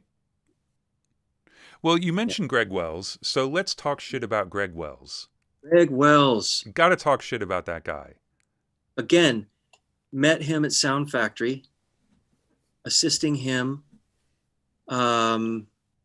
So when my name came up, when Marshall Altman was working at Columbia, had an imprint on, God damn it, I can't remember the name of the label that originally signed One Republic. Anyway, they had an imprint on Columbia. So Marshall said Greg was the guy, and then said, Greg, you should really work with Joe on this. And so he just happened to, so, oh, well, I know him. Yeah, let's do it. So that was the first One Republic album, Dreaming Out Loud. Yeah, and there's a bit of a story with that record too, because it's not like they made it and it was huge. Yeah. And everybody lived happily ever after. I mean, Huge story. They were there and signed 100% because Apologize had blown up on MySpace, which was pre-Facebook, and it had an insane amount of listens on there. And so, but he hadn't really written it for the band, as he kind of writes things for the band and just writes things for other people or whatever. So we cut that song 3 times in 3 different ways, trying to find the One Republic sound versus what was on MySpace demo, because you didn't want to lose that and lose the song and lose all these things. So there was that happening. And then in between that is, how do you fit some of the other songs in there? And we're just discovering the sound of the band, how pop, how rock, where is it going? And Tedder at the time was just wanted to see what Greg would do. And he would try and leave the room as often as possible and let Greg, make calls and things like that. And then, step in later and do that kind of thing. So we would track a song top to bottom, do all the overdubs, get a rough mix before we'd move on to the next song and just hit them all, one after the other. And then went back and fixed things and, whatever. And then jump in if you have questions, but we started then we had then I mixed it back at my studio, which I had in Studio City, and at that was the time I'd moved out away from consoles. A couple of years before that, actually, I couldn't wait to get away from console mixing, but it was hard because it sounded so good. So that was one of the that was just around the time where I was really happy with the in the box mixing and the summing systems that I had kind of helped design. What I think, no, it wasn't Wamskins, it was Gara who was helping me sort of build these summing systems, because that was still a problem, you know. The 2-track summing was still a problem, and it just wasn't right. But you know, we cut the whole album at 96K, and I thought, what a great opportunity to just go and bounce this off of the Ampex 124s at Ocean Way, because I still had that sound in my head, you know. And those machines are just, you know. Yeah. I mean, people revere, you know, the older Studers and things like that, but most people haven't worked on those Ampexes because I think Ocean Way was really the only place that kept them working. But they were extraordinary machines. Couldn't punch on them, pieces of shit for that. But man, the sound of those machines was insane. Insane. Really, really special. So, I just bounced the whole thing off of those machines, and then went to my place to mix, and did the whole thing, and then they got dropped with Stop and Stare and Apologize, and it was like a political kind of bloodbath. Now, get this. The people that were dropped in that round of bloodbath was 50 Cent, Katy Perry, One Republic, Jonas Brothers. None of them had any notoriety or fame. But you're talking hundreds of millions of dollars of income. Yes. So some dumbass over at Columbia, New York is where it came from, somewhere. Right. And that guy's still got a high-paying job, I'm sure. Probably. You know. I'm not exactly sure who it was at this point, but it just seemed like it was I don't know what it was. But yeah, they all got dropped and they all found homes, and it was all for the better. So very cool. But One Republic was probably dead in the water for a year or more. And until Timbaland, you know, there's a whole long story there, but Timbaland sort of rediscovered through a previous, you know, relationship, and wanted to put out the album. And he had an imprint on Interscope, so Jimmy Iovine heard it, and then he became a big fan. And that's when I had to leave the Hives record to come and mix the 3 new songs that were cut on the One Republic record to finish that. Well, all right. So now let's talk about the Hives record. So you're talking about Tick Tick Boom? Yeah. So how did you hook up with Dennis Herring? Because you also did a Modest Mouse record with him. Like, you did a whole run of stuff with him, right? Well, actually, you know what? Let's go back to some of the Tedder stuff, because there was an album that we kind of skipped over that was me and Marshall and an artist named Mark Broussard. Mm-hmm. So we made this album, you know, which I loved. And it was a lot of the old way of tracking, you know, with 5 guys in a room and what we had already talked about. So many of those are like 90% live. And that was the album that caught Tedder's ear. Ryan Tedder, you know, when we met, there was, he was like, oh shit, you were the guy who did that. Okay. Yeah, you can work on my record. And from that point on is when that relationship started. And that's when the Marshall and the Greg and the Tedder thing was all, you know, sort of finding its footing, even though Tedder had just been dropped and trying to get songs on other things, you know? Right. And so that was the same album that Dennis Herring heard and called me about working on Modest Mouse, which was, you know, a huge endeavor down to Mississippi, to his studio there, Sweet Tea, great place, Oxford, Mississippi, for months on end. And, you know, Hives, and a few records there. And so that's Modest Mouse came before the Hives on that one. Right. Yeah. So, well, I mean, I don't know. We can because I don't want to talk about Dennis too much. But so was it just? It was so you had like one run of records with him, sort of back to back to back, and then off you went, or? Well, I mean, after. So it was split up. Yeah, it was maybe 4 years or something like that. 3 or 4 years of, it was back to back, but there was in betweens there when, like for example, Modest Mouse. I don't know how long of tracking, but it would be like 6 weeks of tracking and then 2 months off, and then another 4 weeks of tracking, and then maybe the record was fully tracked at that point, and then they wanted to do overdubs in Portland, so they would do that for several months while I went back home to Los Angeles and worked on other things. Right. And then flew back down to Mississippi to mix the Modest Mouse record.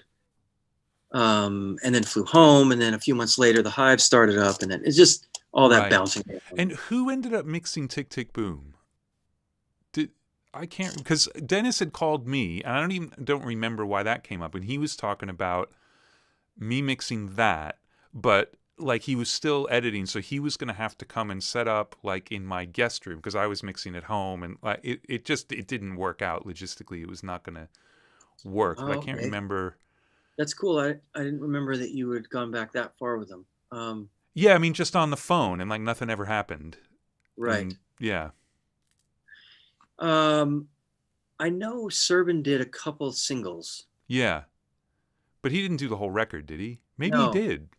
No, he definitely didn't do the whole record.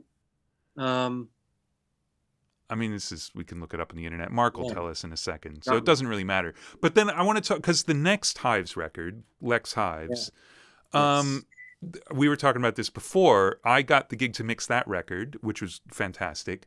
But they showed up with the first single and said, oh, and by the way, this is going to be the first single, so let's mix this one first. And they like, oh, and here's a mix, and everything else had a rough mix. And then this song was like, holy shit, man, like this sounds amazing. I mean, I'm going to try and mix it because you're hiring me to mix it, and I could never beat it. And then that was your mix, and they stuck with it. So how did you end up mixing the one song? Like, where'd that come from? I think what happened was that I started mixing the album, and that song went really well and clean, and then there was a second song, and they had all these disagreements about, I don't know about disagreements, but they were still trying to figure out the production. Right. And so after that second song, they went away for a while, and then they came back and said, hey, we want to do maybe another couple little changes on that song, the single. But, we ended up going to Andrew for this because we really needed help finishing the production and have him do the mix and the whole thing. So, it's done, and that's it. Right. So. Well, there you go. Sorry about that. But no, they were definitely finding their way because, halfway through, I think we were 7 songs in, and we kind of started over. Uh-huh. Yeah. Yeah. Well, it came out great. So. Well, cheers. I love that band. They're so good. They're so good. We were talking beforehand about how, Pele is one of the great frontmen in the history of rock bands. Just amazing. Amazing. He did this. I went to see them at Coachella, and they were playing. It was during the day, which is weird. It was like mid-afternoon, but they couldn't care less. They played as if they were, closing the stage. And it was on the main stage. And because, this is typical LA, whatever, I had a VIP thing, and I ran into Dennis, who was going to be playing with Refused later that night. But I had mixed an International Noise Conspiracy record with him. And I went to see a premiere of The Two Towers, the Lord of the Rings movie, with Dennis at 8 a.m. at the Cinerama Dome, and we ended up having to sit in the front row. Just weird connections for nothing. But so I'm standing in the little VIP pen with Dennis, So you're right near the stage, and the Hives are just going fucking crazy. And then they kind of break it down. I don't remember what song it is. And Pele does the thing where he says, like, all right, everybody sit down. And he wants everyone to sit on the ground. And of course, everyone at Coachella, like great, get to sit down. So everybody does it, and they're pretty good about it. Dennis doesn't want to sit down. Like, he's a fucking rock star. He doesn't need to sit down. And Pele actually turns to him and says, even you, Dennis! But it was this genius thing of making you sit down, so then when the band kicks back in, you've got the physicality of jumping back up onto your feet, and it is the most excited I've ever seen a crowd at any concert. They can do it, man. That's so cool. Yeah. So anyway, that's my Pele live endorsement. Thank you. I'm sure you've got plenty more too. I mean, they're just that rare breed of, they're like a family, they're brothers, and they're so committed. Yeah. They're so committed to what they do. And that's the thing about being in studios with people, and why I think, all the tracking that I've done, I'm sure you would agree on this. Tell me, and that when you're mixing something, you can kind of guess what some of the conversations in the room are happening, and or at least what's on the table as a possibility of something that someone would say, or how strong someone's opinion is about something. Like for the Hives, it was a tambourine. Like if you had a fucking tambourine on your record, you might as well be a member of ISIS. Like they were so adamant about this kind of stuff. And I saw them going over lists of names for mixers. Oh my God, some of the brutal shit that they would say. Oh, he's done fucking, and I can't believe I survived then, because my discography's weird. Like, yeah, but some of the other stuff is so strong. They're like, oh wow, this guy, I'm sure of it. But they're not like mean dicks. They were just very passionately opinionated about what they would never say anything like that in public, and I probably shouldn't be saying it now. But, no, but it's their life.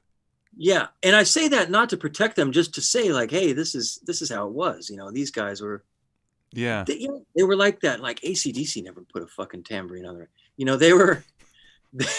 They were so, and I love that kind of stuff when someone is just like, they have their thing and that's what they do. And, if you're going to get in their way, Yeah. Yeah. It's easy to appreciate that. And, but supremely nice guys too. My mother-in-law was visiting. So very English country woman, like beautiful woman, but super, super sweet, not into rock and roll at all, not even a little bit. But they were coming into town while she was visiting, and they were going to be playing Leno. And so we said, well, do you want to go to a taping of this television show, late night? And she loved the glamour of it and whatever. But of course, the Hives are the best dressed band ever. Like they're wearing top hat and tails. So she meets them before they play, and just, those are the nicest boys I've ever met. They're so nice. Unfortunately, on Leno, you play one song, because if they played a whole set, she would have gone right off them. But the 1 3.5 minute song, she's like, I'm not so sure about the song, but those are the nicest boys. Just, I love it. I love it. I have this image in my head of them that I'll never forget. It brings me so much joy to think about it. I was driving to the studio one day in Oxford, Mississippi, driving down a country road, and up on the side, like there wasn't even a sidewalk, and there's like a ditch gully, and they're kind of like all of the Hives are walking down the street. They decided not to drive from the hotel that day. So, and they're in uniform. Like they always wear the same thing, and it's either the black polo with the H embroidered and black pants and whatever shoes, or the white shirt. It's either black or white. So like half of them are black and half of them white. And they, every single day, no matter where they are, they're wearing some type of Hives uniform. Yeah. So I'm walking down the street, and there they are, just walking down, all of them, the Hives, just walk into the studio in uniform, in a ditch. As you do. I mean, that's like a Monty Python sketch. Yeah. That's insane. All right, I'm just going to say some artists now, and then you're going to tell me, well, but I want to talk about this too. Let's talk about, and I'm ignorant. So AJR, is there a way you pronounce that, or is it always the letters? Yeah. Okay. AJR, yeah. Let us talk about AJR, because you've done a lot of stuff recently, including some very cool collaborations as well. Yeah. Man, love them. Okay, so if you don't know, three brothers, um, a year or two off in age, grew up in New York. I'm not sure which borough. For a while I thought it was Manhattan, but I'm not sure. Maybe it was Long Island. I don't know. And started making records when they were as a group when they were young and performing in the street and everything. And I met them 2 or 3 records in, and they just called me for a single. They're signed to S-Curve Records. So Steve Greenberg is somebody that I've made a lot of records with, Andy Grammer and various other things. And so he called me to do the song Week. So I did that and one other on the album, and it was a hit. And so they called me for the next album. So I mixed the entire next album and then the entire next album after that, and a couple collaborations they've done after that. So, and they are 100% self-contained. 3 guys do all the writing, all the production, and everything. Right. All the performing, except for whatever, trumpets and violins or whatever, miscellaneous things. Yeah. So, and they're just like, super modern bedroom producers, right, and art, and just brilliantly smart, very decisive. Again, I love that. They know what they want. And it's one of the things that stands out about this band, which I love so much, is since from Week to the latest thing that they've done, I think they have the exact same plugins on their stereo bus when they hand me the mix. And I don't think they have a new plugin. Right, because they don't that think they need one. They don't care. They get their sounds. I mean, maybe they do, and I just don't see it, and they print something and they move on. But they're not dicking around with bullshit. They're being musical. And I'm not saying just because you dick around with a plugin, you're doing bullshit, but they're not about that. And I just love to see a record come in like that, where it's the same stuff they've used for 3 years, and the records all sound different, and they're all different ideas. Right. And they're not regurgitating their stuff. They just have different parts, and whatever the EQ is doesn't matter to them. Right. They don't. Which is, how it was back in the pre-plug-in days. You worked with 414s and DBX 160s until you could work with something else. And that's just what you use. But also, it's something just struck me as you're talking about them as like, the part of the new bedroom producers. But I think they're of an age where they're the first generation of people who just consider that producers. That isn't like because they couldn't get into a studio. This is how you make records, period. They wouldn't 100%. want to make them any other way. I'm sure they could afford to go to any studio they want at this point and make a record. It's not how they make records. Why? Yeah. And people, the endless articles about how Phineas made that record in his bedroom, like, of course he did. Yeah. Why wouldn't he? Why wouldn't he? Yeah. Absolutely.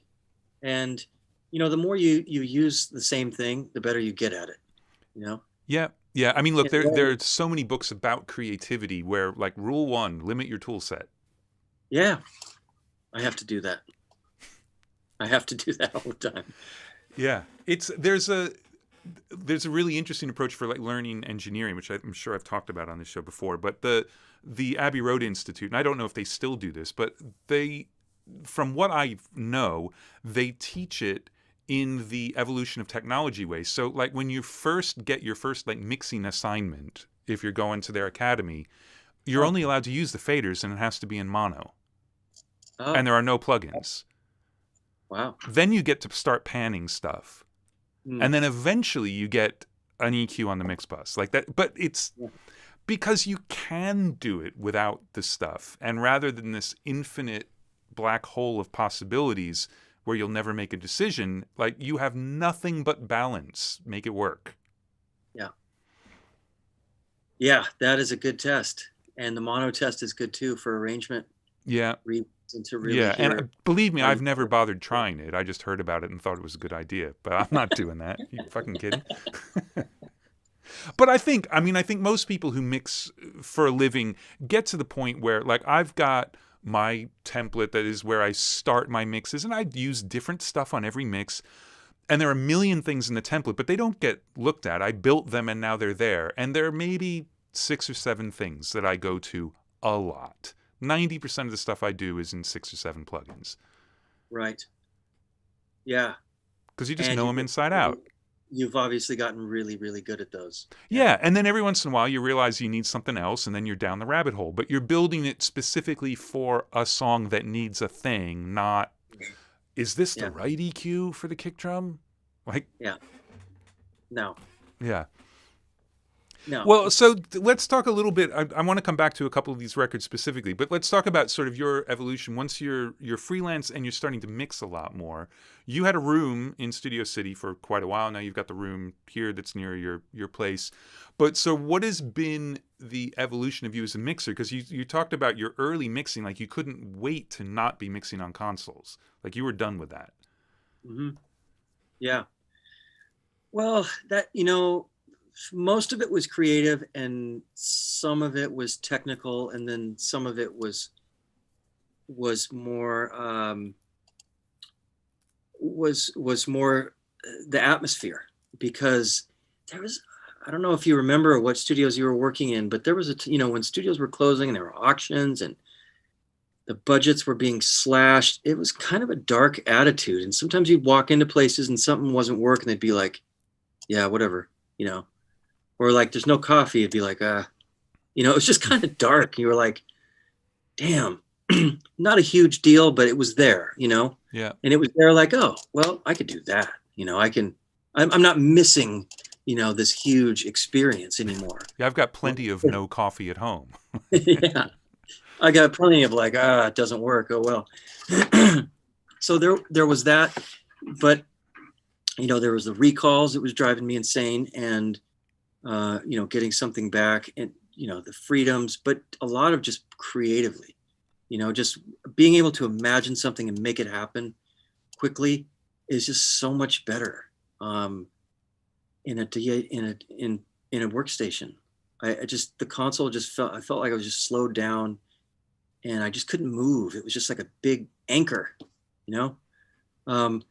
sonically it was challenging because I missed the sound. And just worked at it, really worked at it, really tried to figure out how to get it close enough. And it didn't take long before that was, like we said, you do the same thing, you keep using it. Yeah, the first time you do a mix in the box, it might suck, But or same way as if you went the other way. If you only mixed on a computer and had to mix something on a console, it would suck. Yeah. So, and I did have some little kind of guinea pig records that I didn't worry so much about if I mixed them correctly, but they came out fine anyway. I don't think I really had to destroy anything in particular. So the transformation, and I could afford it. Let's keep that in mind. Yeah. Like the air conditioning bill for an SSL alone is crazy, so it was all these kinds of reasons, but for the most of it was just how fun it is to be able to think of something and be able to do it. And and it was the dangling carrot too, because like, you just get a little faster computer that you wouldn't have this little glitch and the next thing, it's just, but all that came true, right? Yeah. And now, like, if you just type in the plugin you want, it just comes up. It's so nice. And it's, I can see that this is only getting better. Yeah. UAD comes out with this amazing sounding, like their 33609 it took up a whole card, but you could see that it was going somewhere, it was really going to be good at some point. So, and I just thought, man, time is so valuable, and the freedom to get it done how I wanted to get it done. I'm not on the clock when I have my own studio. Yeah. And if I want to work on this goddamn song for 10 days or 2 hours, it's up to me. And I can go when I want. And if I'm not feeling it and I want to go for a mountain bike ride and no one's breathing down my neck, I can. And I can come back late at night if I want, you know. Yeah, and that freedom and perspective makes things sound so much better than any piece of gear, digital or analog, ever could. No comparison. Yeah, no question. No question. So, and that was like 2005, I think. 2006 when it started. And then it was like, you know, the low budget records would get done in the box and the higher budget records would get done, you know, over at Scream on the SSL or wherever. Mostly at Scream. And it just went back and forth like that until I felt like, it's that thing where something comes out and it's like, I think all those things really, one of the tracks on the Modest Mouse album, I had to mix in my studio and I was completely happy with it. The band was completely happy with it. And you start to get confidence like, oh, there's nothing wrong with this, and I used to think like someone's going to ask me all the time, ooh, what year of SSL or, what kind of console are you working on? Nobody ever asked anything. They just wanted it to sound good. And I was so surprised by that, like a label would say, oh, what do you got over there? Nobody gives a shit. Yeah. They just want to hit play and enjoy the music. Yeah. And it's really the same thing with the artist and the producer. That's really what matters. Yeah. Yeah. It's what comes out of the speakers. Yeah. All right, look, you have to talk about U2 because everybody who works with U2 has to talk about U2. That is a rule of the show. Yes. Oh. Okay, so that was awesome. It was, pretty recently, just like 5-6 years ago. And it was a call. Okay, so Ryan Tedder was producing and it was, oh man, it was the sweetest call probably I've ever gotten because he said, okay, you ready for this? Wipe your January right now. What happened? How would you like to do a couple weeks of U2 and then a couple weeks of Adele? That I'll clear my schedule. And so he said, and it's all tracking. And we're going to go to Woodshed. Have you worked at Woodshed in Malibu? No. Mm-mm. I mean, it's a very weird room in that it's, I'm so glad it's still there because the house burned down in the fires, but the studio is still standing. It's a beautiful Japanese room with lots of windows and really live and reverberant. And it's kind of one room and then you move these baffles all around on the floor and you can create your own room. So they were able to move in there. It's beautiful. And they were able to move into the house and the owners just moved out. And all the U2 entourage moved in and U2 came into the studio. And they, but unfortunately, they had to change their schedule and bumped Adele. And then Adele ended up getting cut in England on a day's notice with a piano vocal only, so I never got to do it. So, but if U2 hadn't changed their schedule, oh God damn it, U2, lost that one. But they were in this mode where I don't know if they have always been this way, but they were always in the studio all the time, and they record everything in the control room. So, and it's not something I could ever get used to where, I'm working and I turn around and U2, all of them are on the couch. And then Bono would be working on lyrics and he would get up to sing and he would grab a 58 and he would sing right here. And I would just crank up the monitors and he would sing. Edge was right here playing. He had a part. And then during his part, Bono would get an idea and say, punch me on the second verse line for this, line. And, it was ideas. just coming. Then bass, then some piano, Tedder sings something, then some backgrounds. It just, very full on with ideas.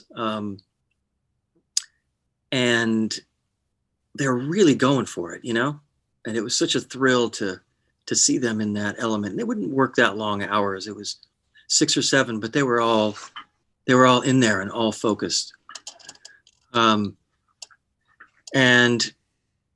we'd take a rough mix home,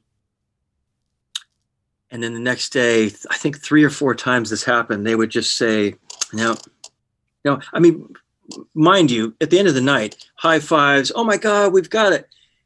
Mind you, again, it's a 3rd time recutting this song in 3 years in like 4 countries. Like, right.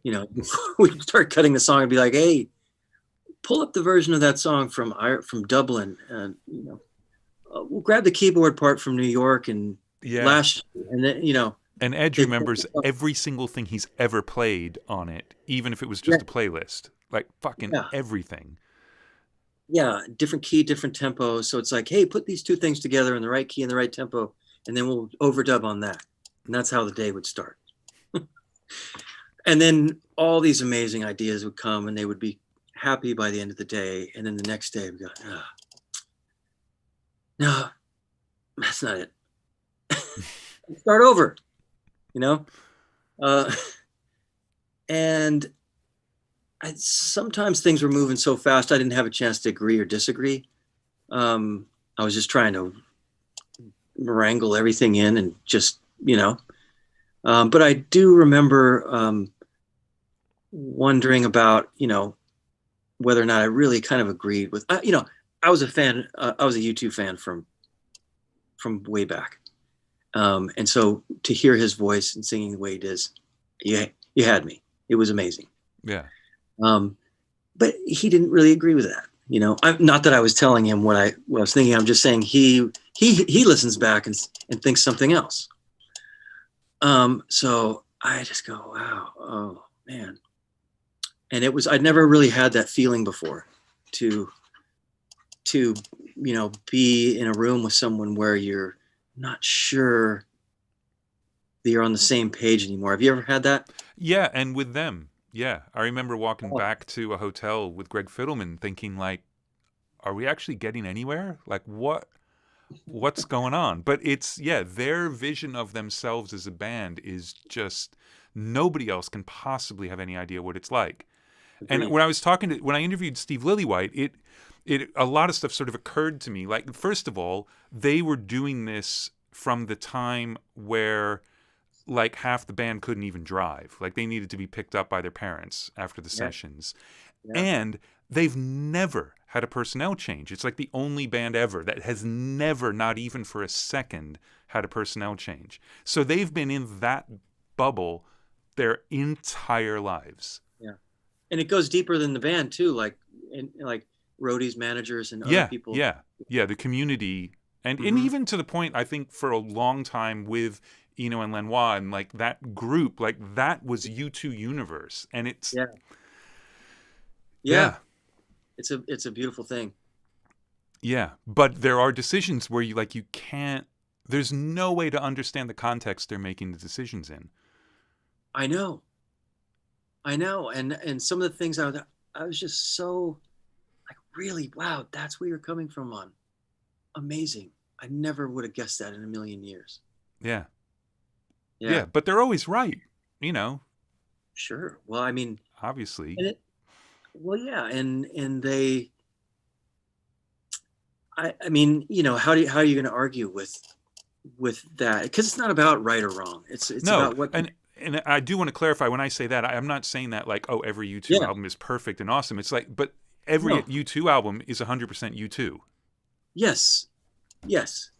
And that is what they're after the whole time. When every morning they come in, they go, now it's because they don't feel like they got them yet. They don't want to repeat what they did, and they don't want to be someone else. Yeah. Very well put. They just chase that for however long it takes. And if there's anything I admire about them, it's that. It's just the tenacity to go 3 years at this late date where you've already made all these amazing records. You could easily just kind of put out a whatever U2 record and call it a day. They just didn't want to, they want way more than that. They want to. And also as into what they're playing themselves and as individual as they are as musicians, none of the decisions are being made because of like, well, I like that guitar part. Well, I don't like that guitar. It's just like it's right or it isn't. And it doesn't matter who says it. Yeah. Yeah. Yeah. Really, really amazing dynamic. Amazing stuff for sure. So excellent. Well, look, there are other random names I've got on my list, but we're coming up on 3 hours. So I don't know if there's anything in particular you want to talk about. We got to get to some Q&A because I would imagine there are quite a few questions that have been piling up. So I'm going to leave it to you to direct us for the next moment. Oh, man. I mean, there are so many things we haven't talked about, but, Yeah. I mean, it's amazing how things kind of add up over time. I was trying to count a couple. Do you know how many different artists you've worked with? No, I have no idea. None? No. Like I said 300 or 600. I doubt it's 600, but 300 sounds high, but I believe you. Yeah. I wonder. Yeah. I got up to around 400, somewhere between 350 and 450 at some point. So I don't even. Man, that's insane. Yeah. It's insane. And I'm sure, because there's probably 100 I would never even remember if you told me. Yeah. Just like programming gigs and stuff. So yeah, which is, how lucky are we? It's just so lucky. So unbelievably fortunate. Well, sorry. So what you got going on now that you're really excited about? We'll talk about what's happening right now. I know what we can talk about. We can talk about Atmos. Let's talk about Atmos. People love to talk about Atmos. Do they? They do. They do. Everybody wants to talk about Atmos. So let's talk about it. Give me some good Atmos. You start. You brought it up. Because I've seen you've actually got some press that your studio is ready for Atmos now. I got some press. I made deals with people to give me things and agreed to say true things about the stuff I'm using. Right. No,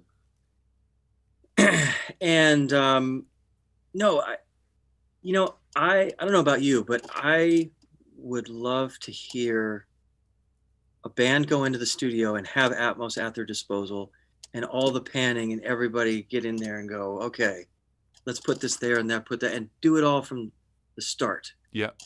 That would be cool. And I've been mixing all the stereo stuff that I've done since June in Atmos, most of it. I mean, everything that wants Atmos, I do. And it's really fun. I just did this Christina Perry record right now. It's getting mastered, and it was really fun to go from the stereo into Atmos. But some of them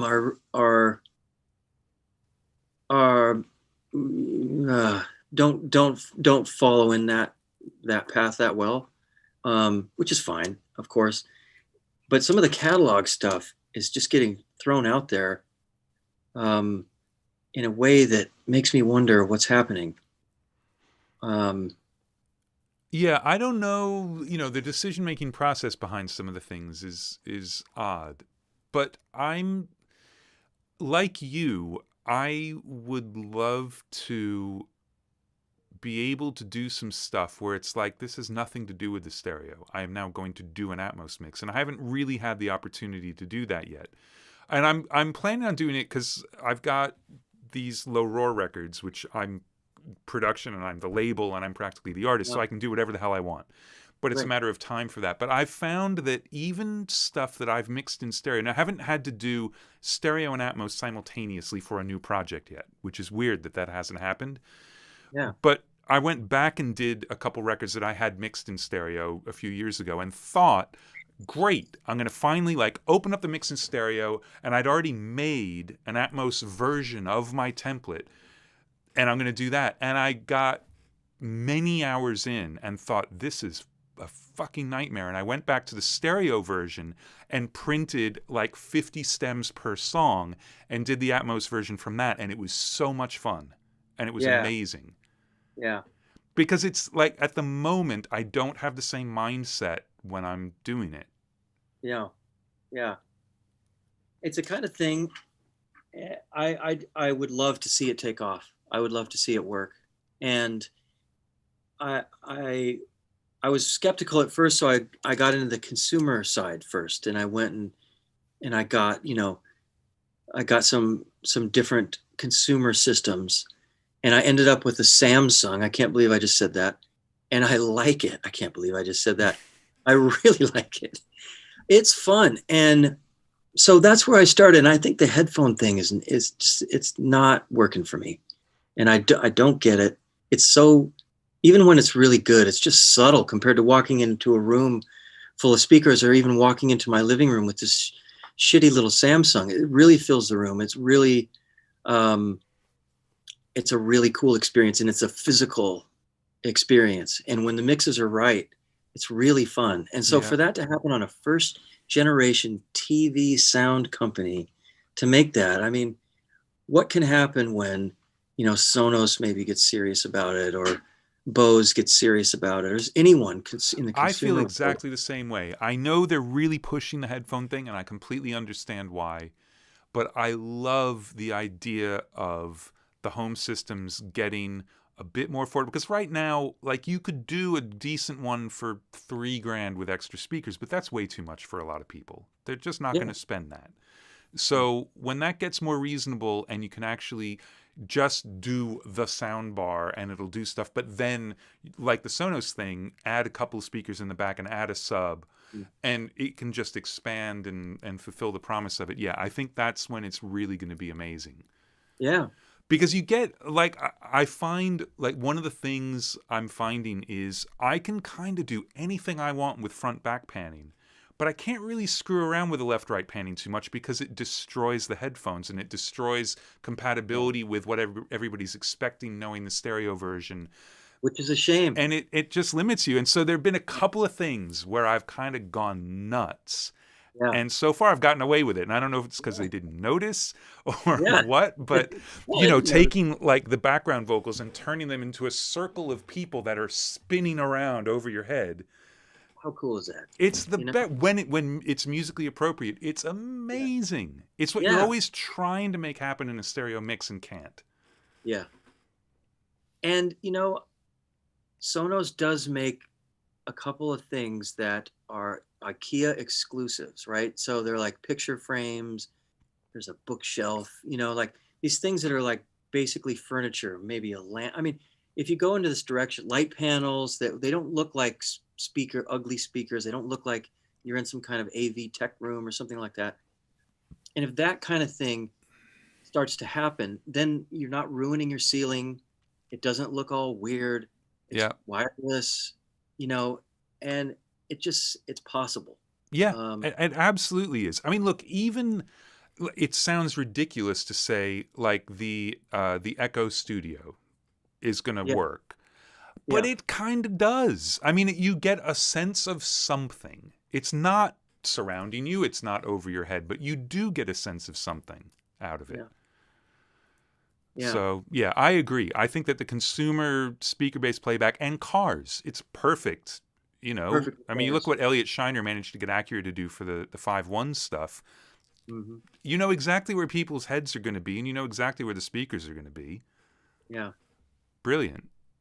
Yeah, and then on top of it, if you just get, if we can just get in the room and make music for that, I think that would be, it just sounds like, going from mono to stereo and more, Yeah. Yeah. But at the same time, I've done some for artists where they're not, not pressured into it, but like it's not, they don't really want to do it, but they're doing it because they should do it and whatever.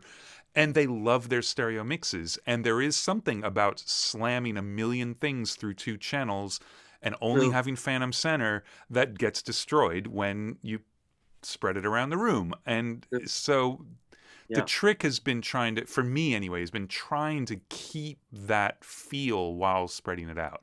And I would love to get to the point where I don't have to worry about that. Yeah, that is definitely tricky. Yeah, I mean, there's a lot of trickiness around it, and you don't know. Just finding out how different a 9 system is different from a 914, different from 714 or 712. How, when you're working with the back speakers and you're in 4, if that's going to translate right, there's a lot going on. Yeah. But, I don't know. We'll see. We'll see what happens. I do like it, though. I got to say, I really do. It's fun as hell. Yeah, for sure. Right. Well, should we bring in Mark for a little Q&A? Sure. Let's see what the kids want to know, because they always want to know interesting things. And Mark's, of course, listening to this on a delay, so it always takes him a second to get in here, and I make a joke that he's not paying any attention, and then he shows up. There he is. Well, there he almost is. Oh, come on, Mark. What does it say? It says EOS webcam utility. There he is. But your mic's muted. We can't hear you. Use that synthesizer in the back? Huh? Use that synthesizer much? Yeah, you know what? We were talking about the screwing around with a new thing for a couple hours. I got a new module on Saturday, and I think I spent 2.5 or 3 hours just fucking around with it. It was amazing. Gotta have fun. But in terms of for work, it's used like crazy on the low roar records, and that's it, really. I used to process a lot of stuff through it when I was mixing, but plugins are so good, and I want to be tweaking and automate them. So yeah, I don't often do it. Yeah. And I guess we pissed Mark off with that joke, and now he's just he hates us, so he's not coming. He's sensitive.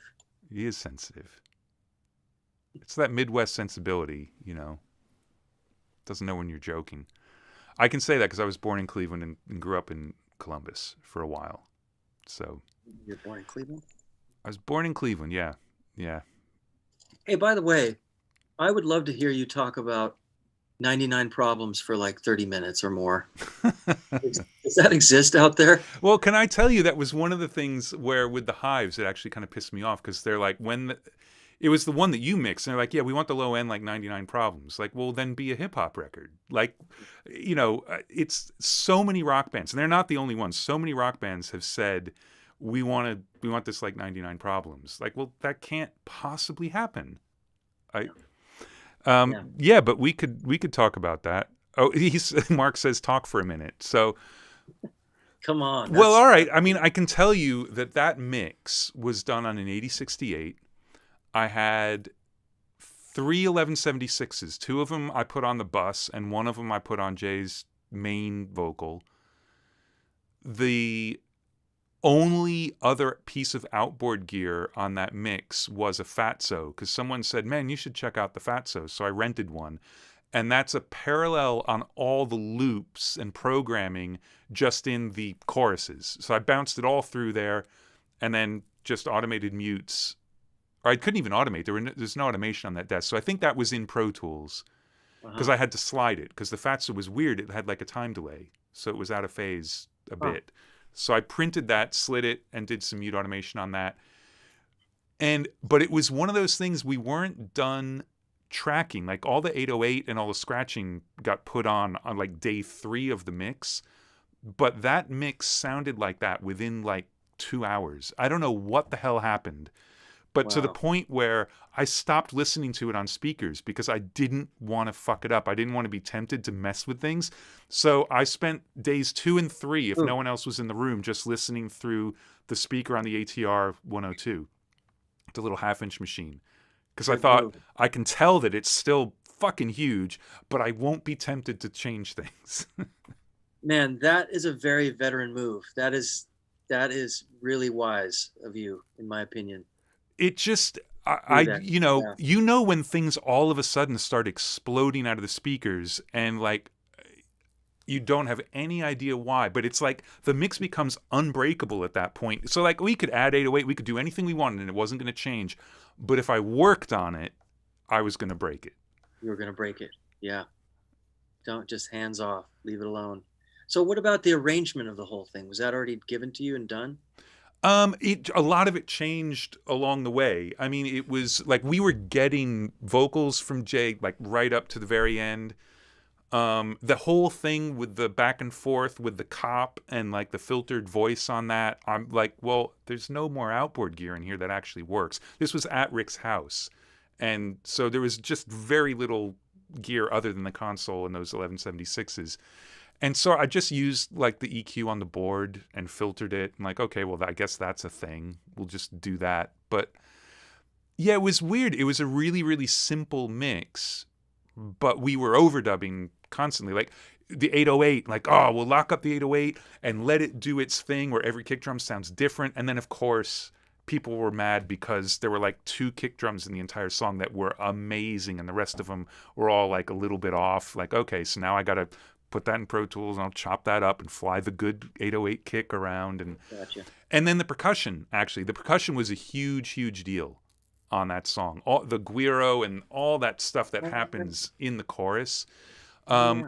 We usually worked with Lenny Castro at that point, like on everything Rick did. Lenny would come in and just, you know, he's one of those guys, like, all right, I'm just going to tell stories then until Mark shows up. So on the Audio Slave record, they said, we're going to get Lenny in and just record some percussion with him. And so for some reason, it was just me and Lenny. And we had the tapes up, and I would hit play, and he'd never heard it before. And by like bar 8, he would pick something up off of his big tray and start playing it. And then we'd get to the end of the song, and I'd go back in and punch in the first 8 bars. And then that would be done. And he'd never heard the songs before. So I would like, if there was something weird in the arrangement, I would count him in through the glass, like, you're going to stop now or whatever. But that guy plays like he is sitting on the drummer's lap. Yeah. Like, just amazing. But so he wasn't around, and I can't believe I'm spacing on the guy's name. Another just amazing percussionist who came in, who played on that song. But it was really weird because the groove was like, it wasn't all built, and we didn't know what the arrangement was going to be. So I just built him like an 8-bar loop to record all this stuff to. And then that all got flown around after the fact. But the percussion is a huge part of the feel of that track. Definitely. Well, it's funny because you kind of, you're basically describing that song Home by Mark Broussard. That's exactly what happened. Top to bottom, Lenny just came in and put all this amazing shit. We flew, not editing it, like editing his time feed. No. Just like take these 8 bars and put it here, and it comes on and off, and that's it. Yeah. You know? Yeah. And it would be like his 6 beer cans that he's had since the 70s that are all taped together. That's the best sounding shaker ever.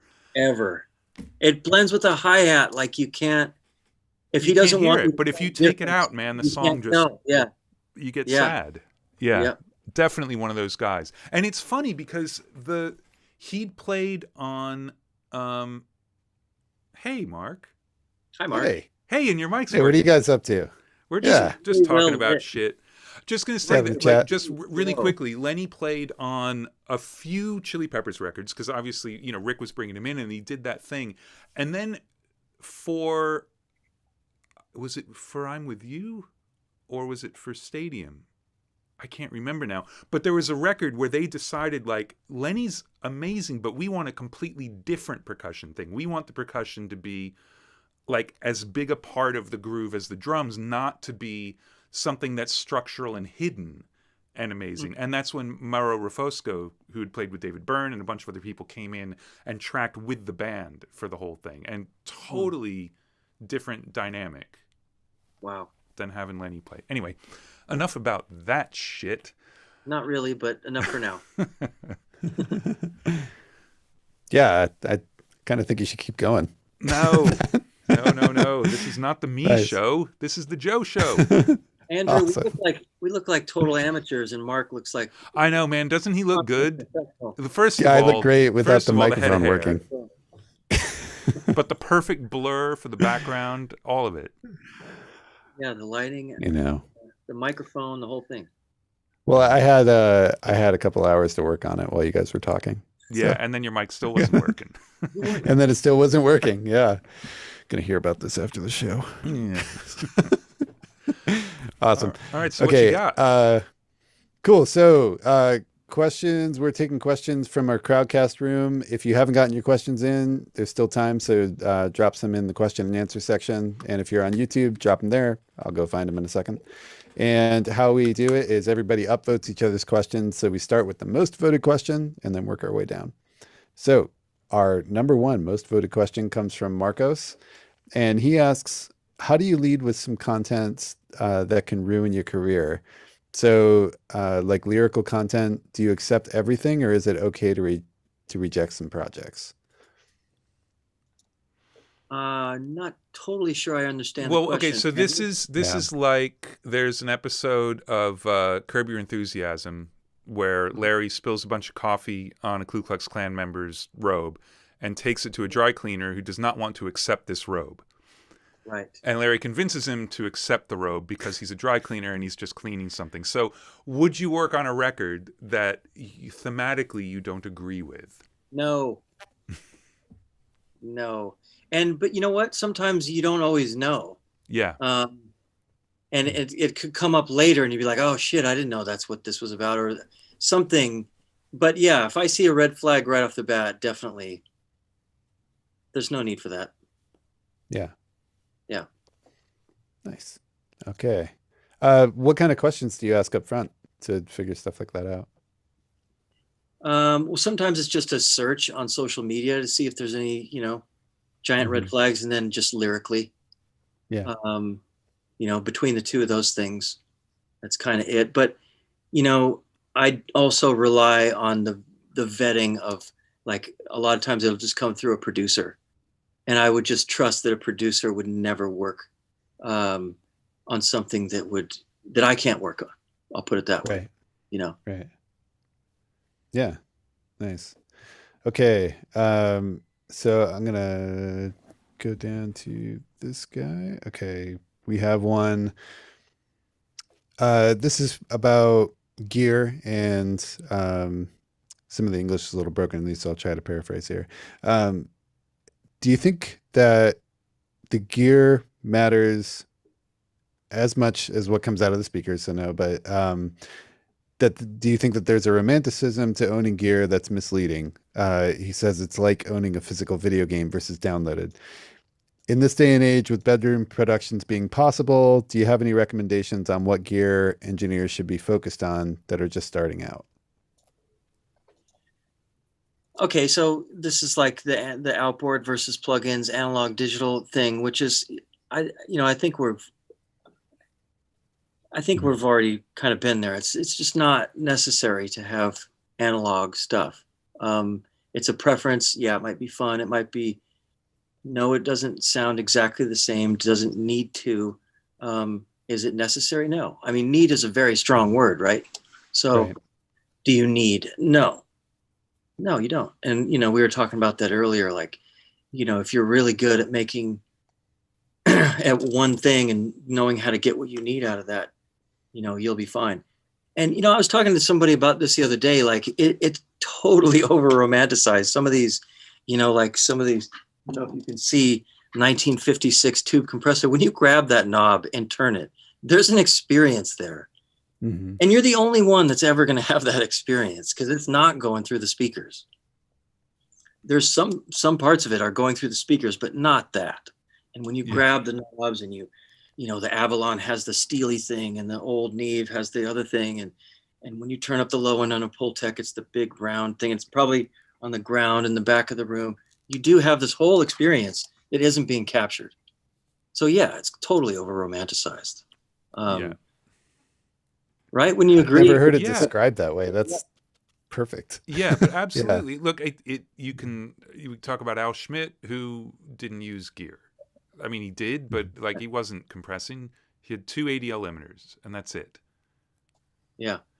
It's whatever makes you love what you're hearing. And if the analog gear makes you super, super happy and you do better work because of it, then you should absolutely have it.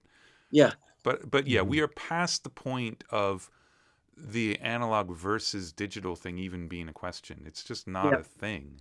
Agreed. Yeah. It's not a thing. But it is a very different process. I mean, like we mentioned before about how if you'd mixed in the box your whole life and then you had to go mix in a console, it was going to be difficult for you. And that's the truth of it. Consoles aren't magic and made of unicorn poop. Like it's just a very, very different way to work. You have to be much more aware of gain structure from beginning to end and noise floor. They feel different. They grab frequencies differently. You've got a lot less headroom than you would digitally. So it's, there's so many things about it, but it's been a good 15 years since you could really make the argument that like, no, you can't do it this way. And like one of the, I'm just going to babble for a second, talking about Tchad again. When I was making the transition from the console back into the box, because I'd mixed in the box before I had a console, and then obviously had a fucking huge Neve, I'm going to mix on that. But I was transitioning back in, and I was freaking out about it, and I was going to go have lunch with Tchad one of the times we were over in England before I'd moved here. And I had all these questions I was going to ask him. And on the drive over, I realized, like, you're an idiot. The question is answered because Tchad has mixed in the box for the last 5 years. Yeah. And you still like the records he makes. Like, end of story. You could ask something like, hey, what do you think about this? Or would you do this way or whatever? But the, like, can it be done question is answered. Yeah.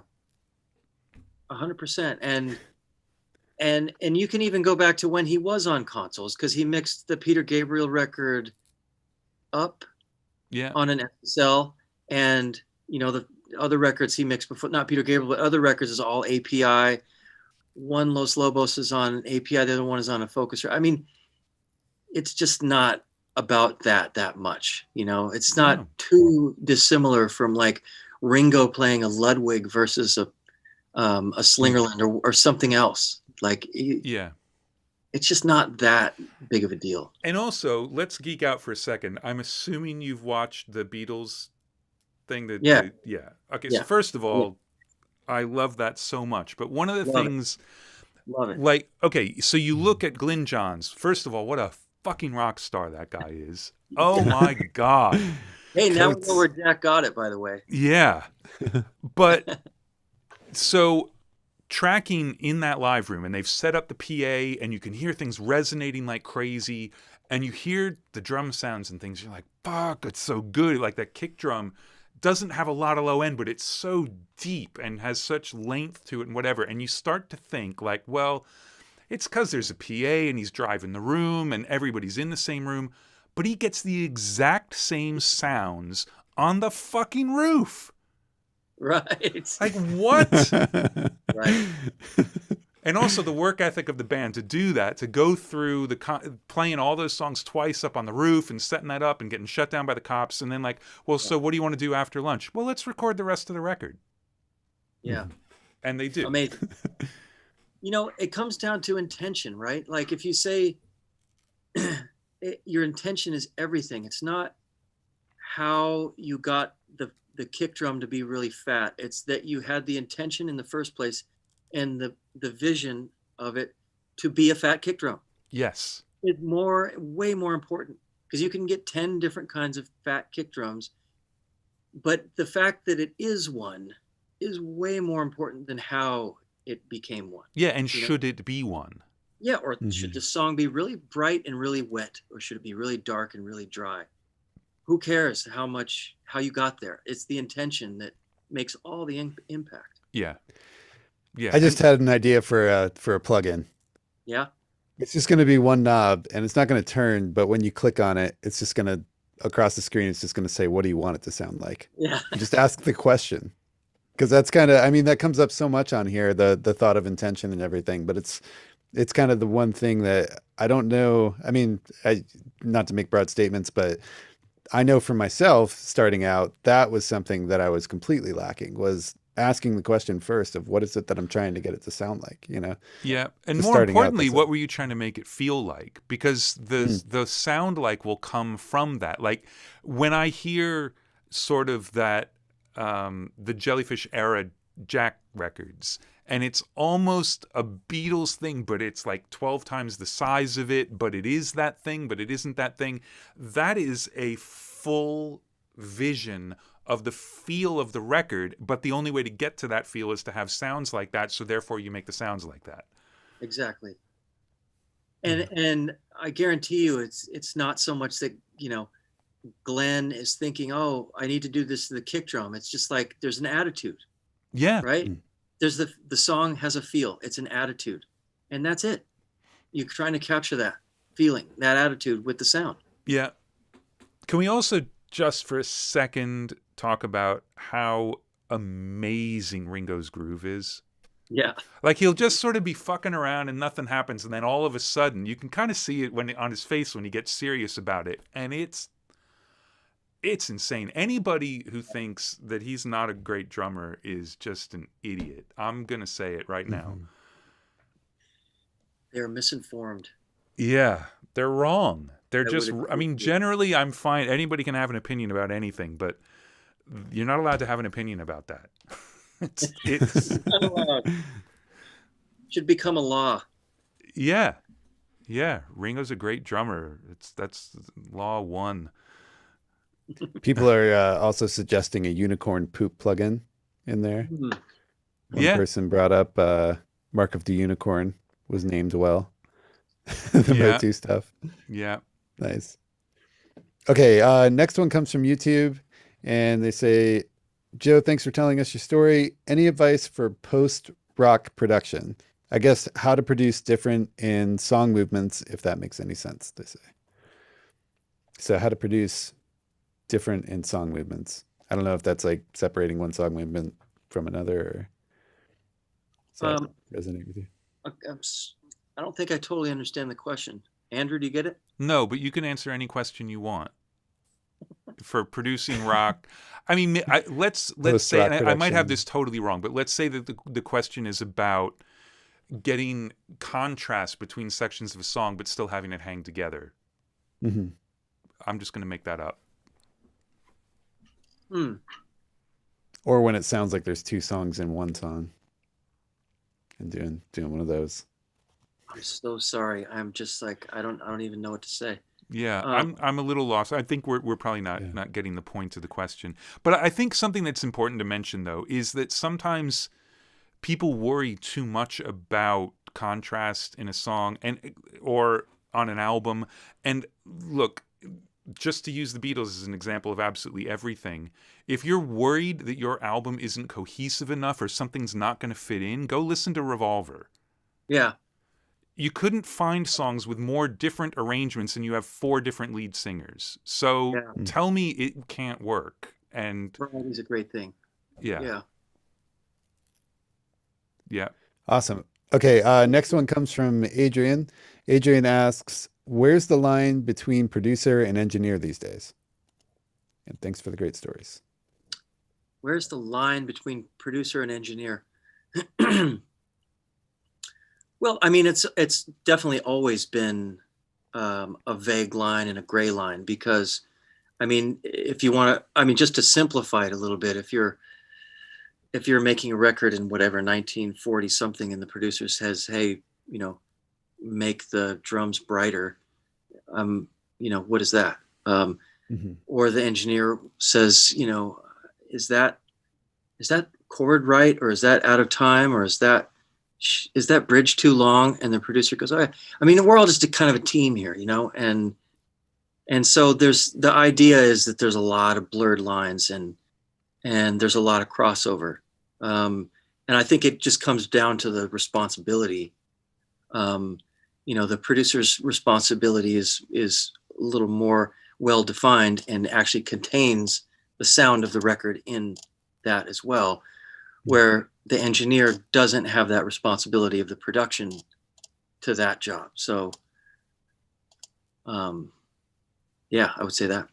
Yeah, I think the line is really the job you're given at the beginning of the project. And then the problem is, like, the times where that becomes an issue is when the band says, yeah, man, we're going to self-produce and we just need an engineer. And then it turns out that you're actually producing the record with them. And you're not going to get the credit, and that's a drag, and that does happen quite a bit. But generally, you know going in what it is. And I think the confusion will often come from the fact that, as we were talking about before, there are a bazillion different ways you can be a producer. And they're all valid. But the only thing that's consistent is the producer's paid to have an opinion. And the engineer is not necessarily paid to have an opinion. Right. But should have one there ready if needed. Yeah. Yeah. Okay. Next question. Any tips on accenting kicks within mixes? Or any side chaining rule of thumbs for bass and kick? Love the equipment in the background, gents. Cool. Yeah, I like to do some side chaining sometimes to create a little more space, to push some of the subs out of the way of a bass or an 808 or whatever, just song dependent kind of thing. And sometimes that it's easier to do with volume automation or EQ automation because the part may be so simple that the bass drum doesn't change that much where you really need to go side chain everything. Or maybe you just like the sound of that compressor knocking it down rather than a volume thing. But that's definitely one of the tricks that is on the top of the list of possible things to do to get a record to feel right. Yeah, and I love the idea of blowing holes in it just within a certain frequency range. Sure. So not the traditional pumping side chain, but to just like suck if your kick drum is really strong around 80, let's say, then blow a hole in the bass from 40 to 100 every time the kick drum hits. And then your low end stays at a consistent level, but it turns from the bass into the kick and then back into the bass. But you're not affecting all of the other frequencies in the bass, so you don't really hear the bass disappearing, which is cool. Exactly. A Track Spacer does a decent job of that, but I actually use, I use the de-esser on my channel strip plugin because it goes 20 to 20K. So I do a lot of stuff in the low mids with that, but with an external key on it. But just don't always sidechain the entire frequency range is something to mess with anyway. Yeah. Or use a multiband like the Fab Filter or something. And just, it's so cool how you can have different keys for every different band, on that.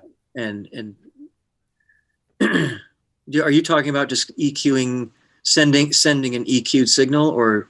No, I'm talking about the thing that receives the sidechain only acting. So like being one band of a multiband, basically. Oh, I see. Yeah. Yeah.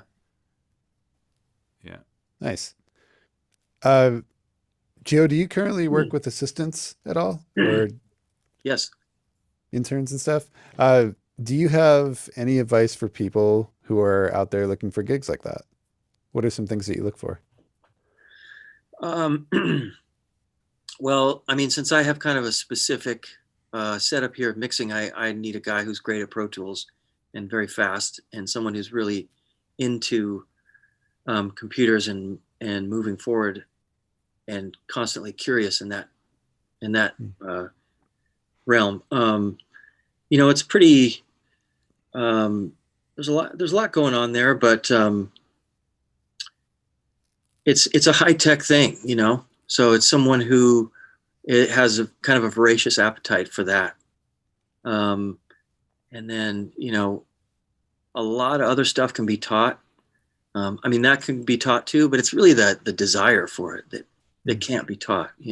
It's really helpful when you have the desire and the drive to do it, and you just love, what you do, even if it's prepping a session or installing new plugins or installing a new OS or something like that. It's always helpful, and just the most important thing is drive. The desire and willingness to be there, because everything sort of follows after that. Other than knowing the DAW really well. Well, but you touched on this earlier on, where you got to LA and all of a sudden you're confronted with these consoles you'd never seen before and whatever, and you're like, yeah, I'm reading manuals all night. And I did the exact same thing.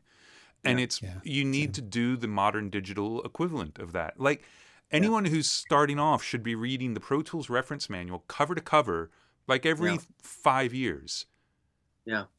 because there are Yeah. a million things you can do that, I mean, and I should do it again now because there's so many things that I don't know how to do or don't even know you can do or whatever. But that's the kind of drive you have to have, is that you need to be constantly teaching yourself in your spare time. Yeah, definitely. And just constantly finding ways to do something more streamlined or faster or whatever. So if I sit like, I have a great assistant right now. His name's Ross Neubauer. And he didn't go to school or anything. He just in high school started his own place and just started working. And when I sat him down to interview him on the computer, he was doing things faster than me. And he knew shortcuts I didn't know. And I said, "You're hired." Done. Everything awesome. will follow, hopefully. And it did. And it's because if that's what's happening, there's drive there. Nobody told him he had to do it. No school told him he had to do it. There was no past, nothing. Drive. He had the desire and the drive to want to do it. It goes a long way. Yeah. And you've got to be a good hang. Yeah. You've got to be. Yeah. For sure. Awesome. So what do you think? Okay. 1 or 2 more? Yeah, let's see if we're we almost have a at good one to close out here. it's almost beer o'clock here. Right. Okay, let me just do one more sweep on YouTube here, see if anybody's got something. Here we go. Ross Neubauer says, notable mention, Joe's best kick drum of all time, in my opinion, is Little Motel by Modest Mouse. You heard it from the assistants. Awesome. And I'll tell you why he said that is because that is he was really into the fact that was a real bass drum. And the way to make a real bass drum sound like an 808 is you take the NS10 speaker, right, to mic it, but you don't mic it parallel, you mic it perpendicular. So it's just inside the shell. If the bass drum is here, it's pointing the exactly perpendicular.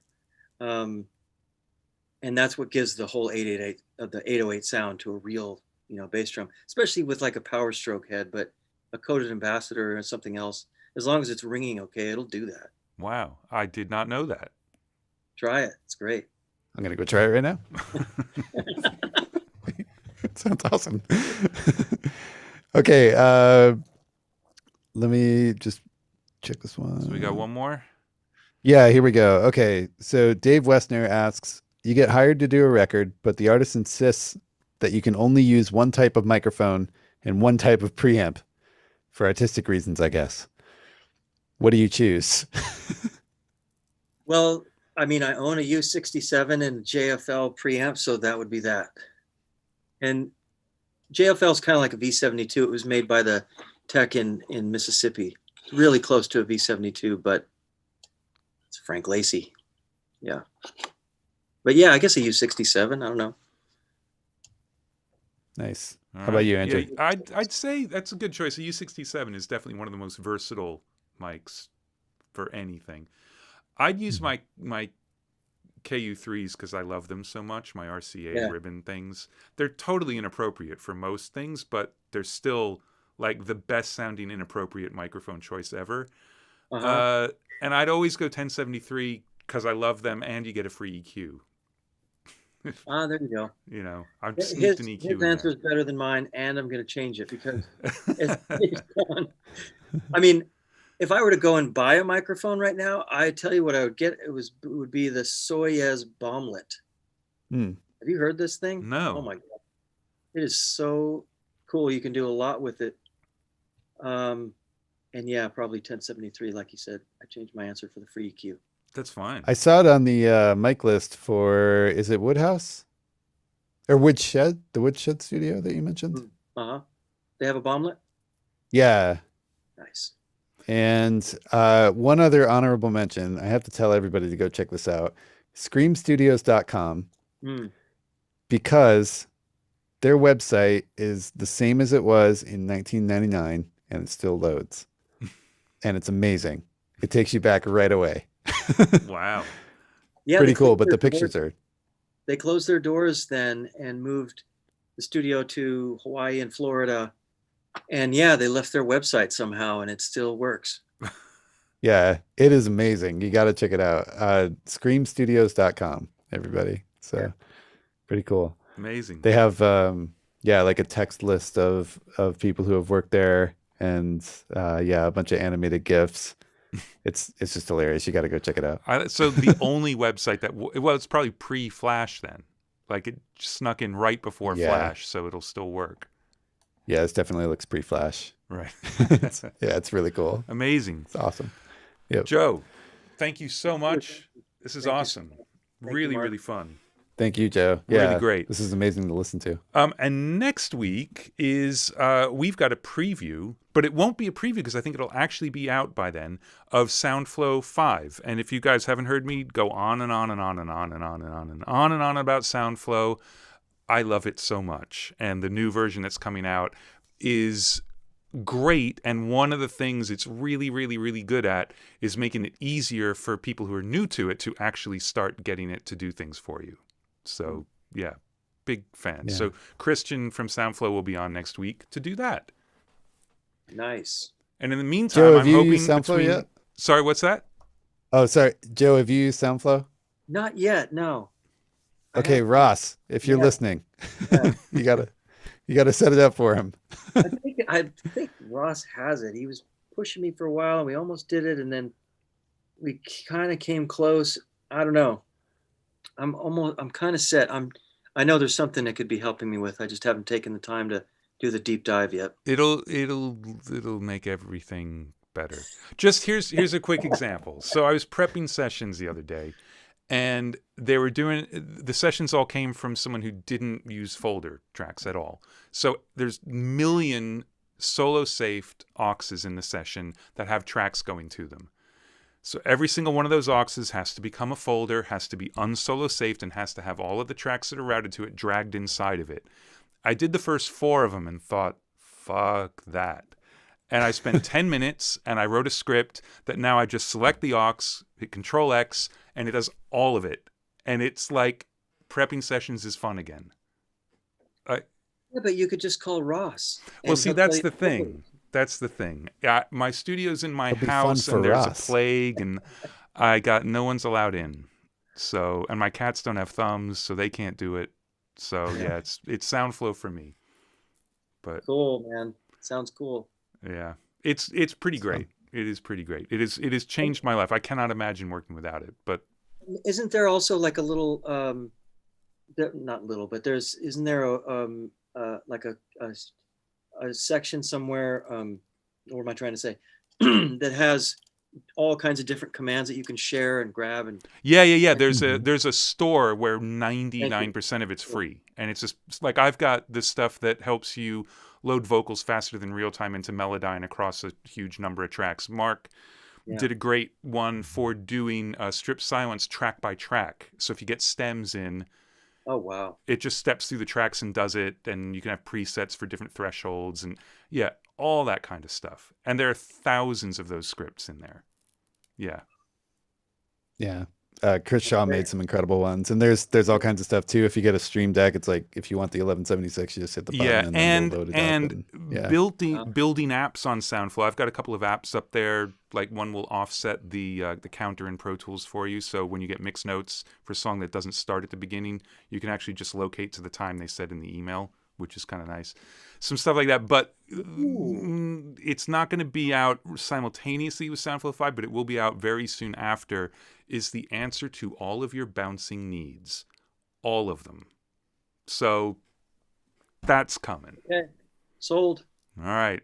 Ross will love it if you Man want. with the beard.